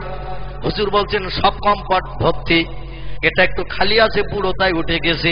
বলে দরজার উপরে দেখোনি আমাদের নামে লেখা রয়েছে, কোনো পাবলিকের প্রবেশ অধিকার নাই। বলে উপরে অত দেখি নাই ভাই, ট্রেন আবার ছেড়ে দেবে, তাড়াতাড়ি দরজা থেকে ঢুকে পড়েছি। বলে ফকির, আমাদের এই কম্পার্টে ঢুকলে তার শাস্তি কি জানো? বলে কি? বলে আমার এই রাইফেলের গুলিতে তার প্রাণ নাশ করি, আমাদের সিটে বসলে তার জীবন যাবে, এটা চতুর্দিকে সার্কুলার করা আছে। হুজুর বললেন বাবা, না জেনে ভুল করে ঢুকে পড়েছি, সামনের স্টেশনে নেমে যাব, ফিরে নাই ঢুকবো আবার। গুতুগুতি দেয়, দেখ কি করা যাবে, তোমাদের স্পেশাল কম্পার্ট বুঝতে পারিনি। বলে নেমে গেল হবে না, ও ফকির তোমার গুলি করে না দিলি অন্যদিন আবার লোক এসে ঢুকবে, জিজ্ঞাসা করলে বলবে সামনের স্টেশনে নেমে যাব, সবাই এক কথা বলবে, আর সিট তো তুষ উঠে যাবে, রোজ রোজ লোক ঢুকবে আর বসবে, আমাদের সিটের মর্যাদা থাকবে না। আজকে যদি তোমার গুলি করে মেরে দিই, মনের ভুলেও কেউ ডান্ডা ধরেও ঝুলে যাবে না। হুজুর বললেন তাহলে ভুল ক্ষমা হবে না? বলে ক্ষমা হলো একমাত্র রাইফেলের গুলি। বিশ্বাস বললেন বাবা, তাহলে স্টেশন এসে গেলে কিন্তু নেমে যাব, তার আগে কাজ মিটিয়ে নাও। কাঁধের থেকে রাইফেলটা পেড়ে নিয়ে বিশ্বাবের বুকের কাছে ধরে বলছে, যদি কিছু শক টক থাকে বলো, একবার শুনে নেই, কারণ গুলি টেনে দিলে তার জীবনের শক মিটবে না। বিশ্বাব বলল বাবা বলছো যখন, তাহলে একটুখানি সময় দাও, আমার স্রষ্টার সঙ্গে একটু কথা বলে নেই। জোরে বলুন সুবহানাল্লাহ। আল্লাহর মহানলি দোকানে হাত উঁচু করে আসমানের দিকে হাত উঁচু করে বিড় বিড় করে একটু মোবাইল করেছে, যে মোবাইল এখন ফকিরের ঝোলায় খুঁজে পাওয়া যাচ্ছে। ফকির ফকির ওদের ঝোলায় এখন মোবাইল পাওয়া যাচ্ছে। ফকির ফকিরের টেলিফোন হচ্ছে, হ্যালো চাচা বলছে খবর বলো। বলে কোন পাড়ায়? বলে দক্ষিণ পাড়ায়। বলে আমি আছি উত্তর পাড়ায়। ক কেজি হয়েছে? বলে 4.5 কেজি। বলে আর দরকার নেই, রোজ রোজ ভিক্ষা করি, বটতলায় আয়, বাড়ি যাই। বলে চাচা দাঁড়াও, বটতলায় আসছি। মাঝে মাঝে ফকিরে ফকিরে টেলিফোন হচ্ছে, কারণ এয়ারসেল কোম্পানি 29 পয়সা 1 মিনিট কল, আর 1 টাকার নিচে তো এখন ভিক্ষা দিচ্ছে না, কারণ আটানা সারে না চলে না। 1 টাকা ভিক্ষা দিলে 3 বার অ্যাকশন। ফকিরের ঝোলা কি খালি যাবে নাকি ভাই? ও মাল চালাচ্ছে, অসুবিধে নাই। যুবকও মাঝে মাঝে তেঁতুল তলায় দাঁড়াচ্ছে। হ্যালো, হাজির মেয়ে দুতলা ছিল কটার পাশে দাঁড়িয়ে বলছে খবর বলো। বলে 5টার সময় দরকার। 5টার সময় দরকার, বলে 5:30টায় যাচ্ছি, ওখানে বস, অসুবিধে নাই। এখন হাজির বাড়ির সামনে যে কোনো ঝামেলার দরকার যুবকের নাই। তেঁতুল তলায় দাঁড়িয়ে অ্যাকশন করতেছে, আর হাওয়ার মাধ্যম দিয়ে খবর দুতলা চিলেকোটায় পৌঁছে দিচ্ছে। ঠিক বললাম না ভুল বললাম?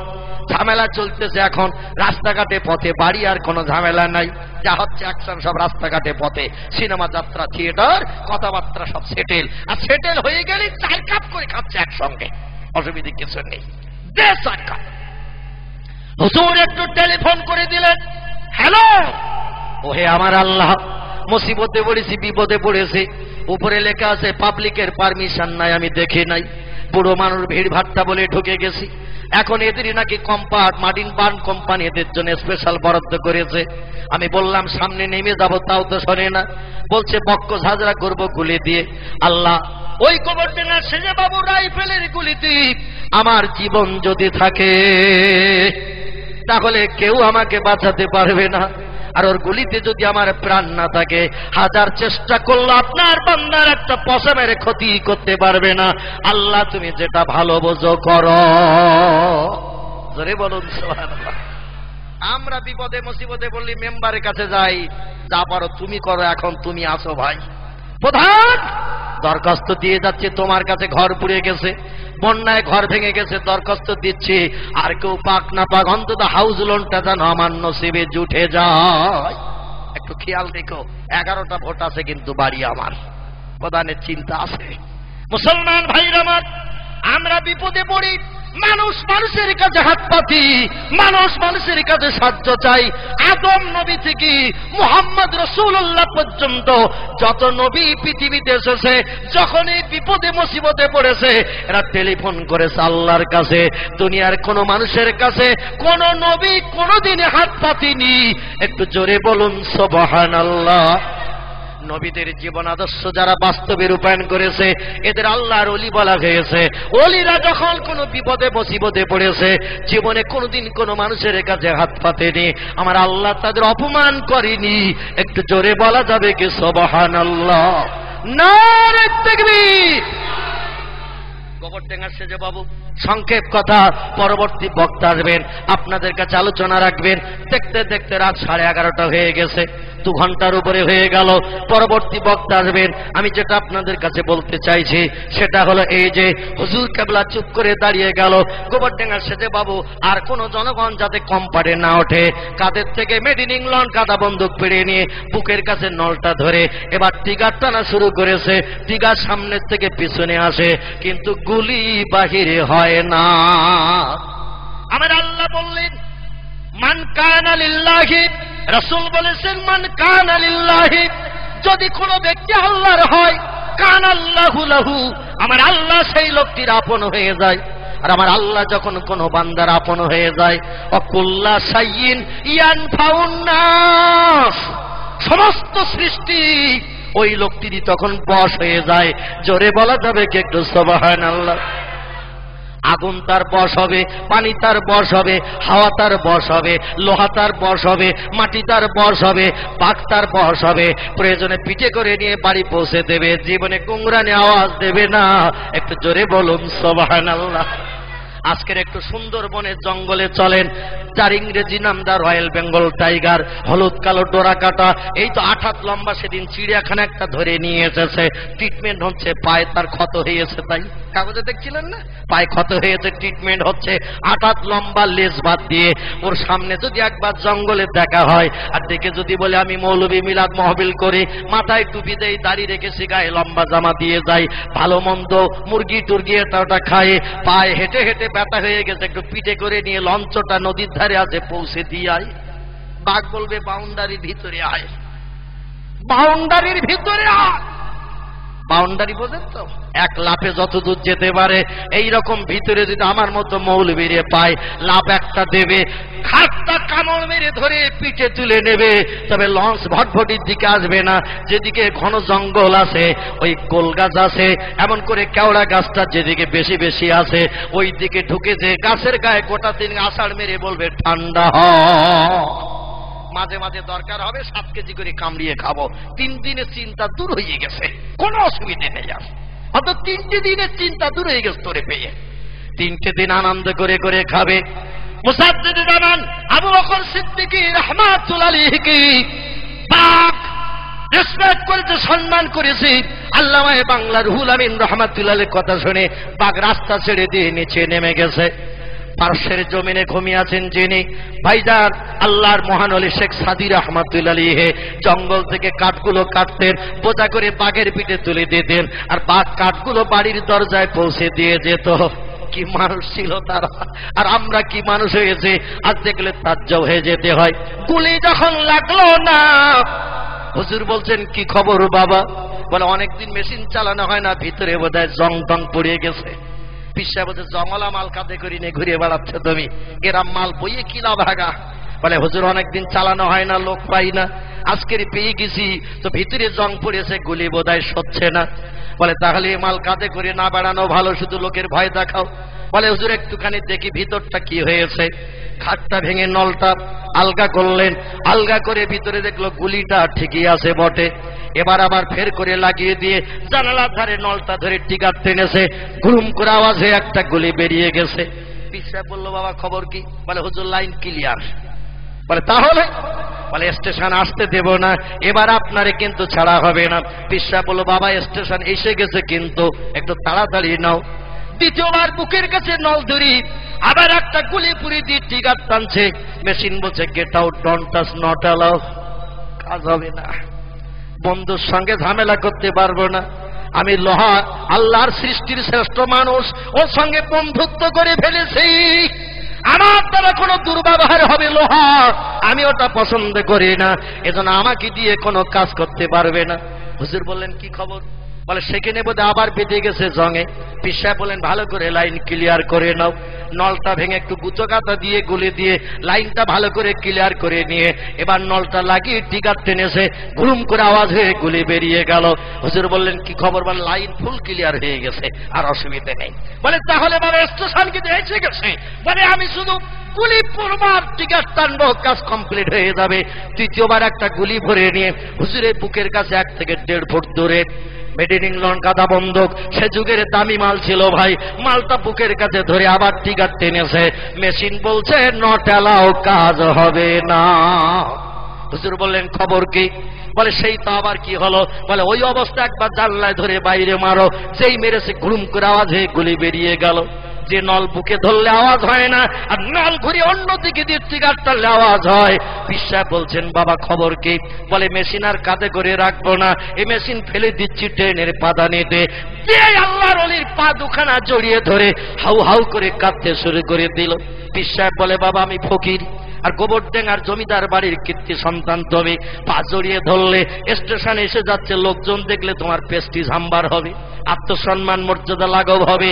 বাবা পা ছেড়ে দাও। বলে আপনার মতো ভগবানের অবতার কলির কলকি দেবতার পা জড়িয়ে ধরলে পাপ মোচন হবে, এতে সম্মান নষ্ট হবে না? হবে না? একটু জোরে বলুন সুবহানাল্লাহ, নারে তাকবীর। সম্মান নষ্ট হবে না, এতে পাপ মোচন হবে। হুজুর বললেন বাবা ছেড়ে দাও, তুমি পা ছেড়ে দাও, পা ধরো না। গোবরডেঙ্গার সেজে বাবু বলে হুজুর পা ছেড়ে দেবো, তবে একটা দাবি আপনার কাছে। বলে কি? বলে আপনি আমাকে ক্ষমা করছেন কিনা বলুন। আপনার সঙ্গে বেয়াদবি করেছি, দুর্ব্যবহার করেছি, মেজাজ গরম করেছি, ফকিরি বলে কত রকম মেজাজ চড়ায় কথা বলেছি, আপনি আমাকে ক্ষমা করবেন কিনা বলুন। বিশ্বাস বলল বাবা ক্ষমা করতে পারি, তবে একটা শর্ত মানতে হবে। বলে কি শর্ত বলেন? টাকা চাইলে দেব, সোনা চাইলে দেব, ভালো খেতে চাইলে খেতে দেব, জমিদার বাড়ির ছেলে যাই চাইবেন তাই দেব, শর্ত বলুন। বিশ্বাস বললেন জামা কাপড় নেব না, টাকা পয়সা নেব না, সোনা দানা নেব না, তোমাদের বাড়িতে খাওয়ারও সময় নাই, আমার যেতে হবে চট্টগ্রাম বাংলাদেশে বাবা, সময় হাতে নাই। তবে তোমার কাছে আমার দাবি, আমার মতো টুপিওয়ালা দাড়িওয়ালা লম্বা জামাওয়ালাদের সঙ্গে কোনোদিন দুর্ব্যবহার করতে পারবে না। গোবরডেঙ্গা সেজে বাবু বললেন, টুপি দাড়িওয়ালাদের এতদিন চিনতে পারেনি, আজকের চিনি নিয়েছে যখন, যতদিন বাঁচবো টুপিওয়ালাদের সঙ্গে সম্মান দেখাবো। জোরে বলুন সুবহানাল্লাহ। এই লোকটি বললেন, হুজুর যাচ্ছেন কোথায়? বলে চট্টগ্রামে। বলে চট্টগ্রামের মানুষ মানুষ হবে, আর গোবরডেঙ্গার হাওড়ার মানুষ অমানুষ হয়ে থাকবে, এটা আমি পছন্দ করি না। ওয়াজ আমাদের জমিদার বাড়িতে করতে হবে। চট্টগ্রামের মানুষ মানুষ হবে ওয়াজ শুনে, আর গোবরডেঙ্গা অশোকনগর হাবড়ার মানুষ অমানুষ হয়ে থাকবে, এটা পছন্দ করি না। আপনার মতো ভালো মানুষের কথা আমাদের শোনাতে হবে। উনি বললেন, হবে বাবা, চিন্তানের চন্দ্র বেরিয়ে যাচ্ছি বললি বাসি। বলে, না হুজুর, দিন বলে যেতে হবে।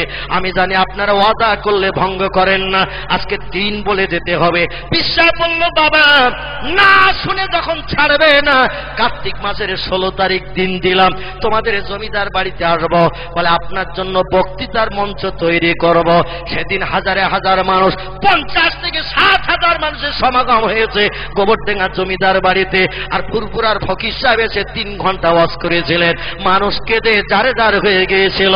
একটু জোরে বলা যাবে কি সুবহানাল্লাহ? নারে তাকবীর। এই গোবরডেঙ্গা সেজে বাবু যতদিন হায়াতে বেঁচে ছিল, ফুরফুরা ইসলাম সাহেবের মাঝের দিন, ফুরফুরা ইসলাম সাহেবের মাঝের দিন 22শে ফাল্গুন ফুরফুরা শরীফে এসে দাদা হুজুরের সঙ্গে সাক্ষাৎ করে করে যেতে। আর আমরা চিনতে পারিনি তাদের, পেরেছি নাকি ভাই? আমরা পারিনি। যাই হোক, পরবর্তী বক্তা আপনাদের কাছে আলোচনা রাখবেন। আমি আপনাদের একটু দাঁড়িয়ে দাঁড়িয়ে সোনার মদিনা আমার নবীর দরবারে একটু সালাম পেশ করব। সকলে একটু দাঁড়িয়ে যান। ইয়া নবী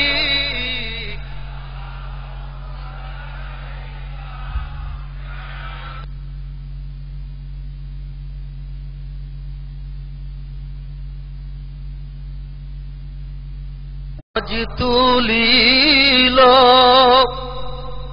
আসমানের দরওয়াজা খোলো গো, এসেছেন রাসূল সরদার, হবে যে খোদা দিদার। ইয়া নবী সালাম, ইয়া রাসূল সালাম আলাইকা, ইয়া হাবিব সালাম আলাইকা, সালাওয়াতুল্লাহ। নবীজির আব্বা আব্দুল্লাহ, রাসূলুল্লাহর আম্মা আমিনা, হাবিবির দুদমা হালিমা, দয়ার নবীর রওজা ওই সোনার মদিনা। ইয়া নবী সালাম, ইয়া রাসূল সালাম আলাইকা, ইয়া হাবিব সালাম আলাইকা, সালাওয়াত। রাসূলুল্লাহ চলেন যে পথে, কাটা বিষয়ে উম্মে জামিল সে পথে, ফোটে না ওই পথির কাঁটা। জিবরাইল ডানা বিষয়ে যেথা। ইয়া নবী সালাম আলাইকা, ইয়া রাসূল সালাম, ইয়া হাবিব সালাম আলাইকা, সালাওয়াতুল্লাহ আলাইকা। সকলে বসে পড়ুন। ইয়া রাব্বি সাল্লাল্লাহু আলাইহি ওয়াসাল্লাম দামানা বাদা আলা নবিকা কারি কলবি কুল্লি। মক্কার পরে মামিনার যেথায় ঘর, খোদার করুণা কৌসার হে জোর সে বারংবার, বালাগাল উলাম বেকামালিহি, কাশাফাত দুজা বেজামালিহি, হাসনাতু জামিউ খিসালিহি, সাল্লু আলাইহি ওয়া আলিহি। আসুন ছোট্ট করে একটা দোয়া করি, আল্লাহুম্মা আমিন। রব্বানা ফাগফির লানা যুনুবানা ওয়া কাফির আন্না সাইয়্যাতিনা ওয়া তাওফানা মা'আল আবরার। রব্বুল আলামিন, পবিত্র রবিউল আউয়াল মাসের এক ইজ্জতপূর্ণ রাতে আমরা এই পীরহাটির ঠাকুরহাটির এক মহতী কোরআনী মাহফিলে বসে হাত পেতেছি। আমাদের আশা বসাকে আপনি কবুল করুন আল্লাহ।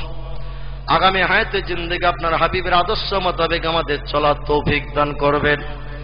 আমাদের ভিতরে যারা বেমারিতে অসুস্থতা আছে সকলের বেমারি থেকে শেফা দান করুন। আমাদের ভিতরে যারা দিনদার আছে, ঋণগ্রস্ত আছে, দেনা থেকে বাঁচার ওসিলা তাদের বানিয়ে দিন। আমাদের ভিতরে যারা কন্যাদায়গ্রস্ত হয়ে আছে, চিন্তায় চিন্তায় ঘুম হয় না পিতা মাতা রাতের বেলায়, সকলের যুবতী কন্যাদেরকে সৎপাত্রে দান করিয়ে বাবা মায়ের কাঁধের বোঝাকে নামিয়ে দিন। রব্বুল আলামিন ঈমানে আমানে আমাদের সকলকে পোক্ত বানান। ওই দিন পর্যন্ত কবরে হাজিরি করাবেন না যতদিন না পর্যন্ত আপনার হাবিবের দিদার নসিব হয়। অন্তত একটা বার বাংলার ছেড়া বিছানায় ঘুমের ঘরে নবীর চাঁদ মুখ আমাদের সকলের জন্য দেখা নসিব করবেন। এলাহি, আমাদের কলিজাট্টু সন্তানাদি যাদের দান করেছেন, সন্তানদের দিয়ে ভবিষ্যৎ আমাদের মান সম্মান ইজ্জতকে নষ্ট করাবেন না। আমাদের ছেলে মেয়েদের ব্রেন বুদ্ধি মগজকে একটু বেশি বেশি করে পরিষ্কার করে দিন। উচ্চ শিক্ষিতের পিতা মাতা হয়ে কিয়ামতের মাঠে নুরির টুপি মাথায় দিয়ে হাজির দিতে পারে তৌফিক দেবেন। আমাদের ছেলে মেয়ে যারা মাধ্যমিক উচ্চ মাধ্যমিক পরীক্ষা দিচ্ছে, জেনারেল এডুকেশনে বিভিন্ন ক্লাসে পড়াশোনা করে পরীক্ষা দিচ্ছে, আল্লাহ তাদের সকলকে প্রথম বিভাগে পাশ করা নসিব করাবেন। উত্তম চাকরি নসিবে জুটিয়ে মুসলমানের ছেলে মেয়েদের সংসারকে নির্বাহের তৌফিক দিন।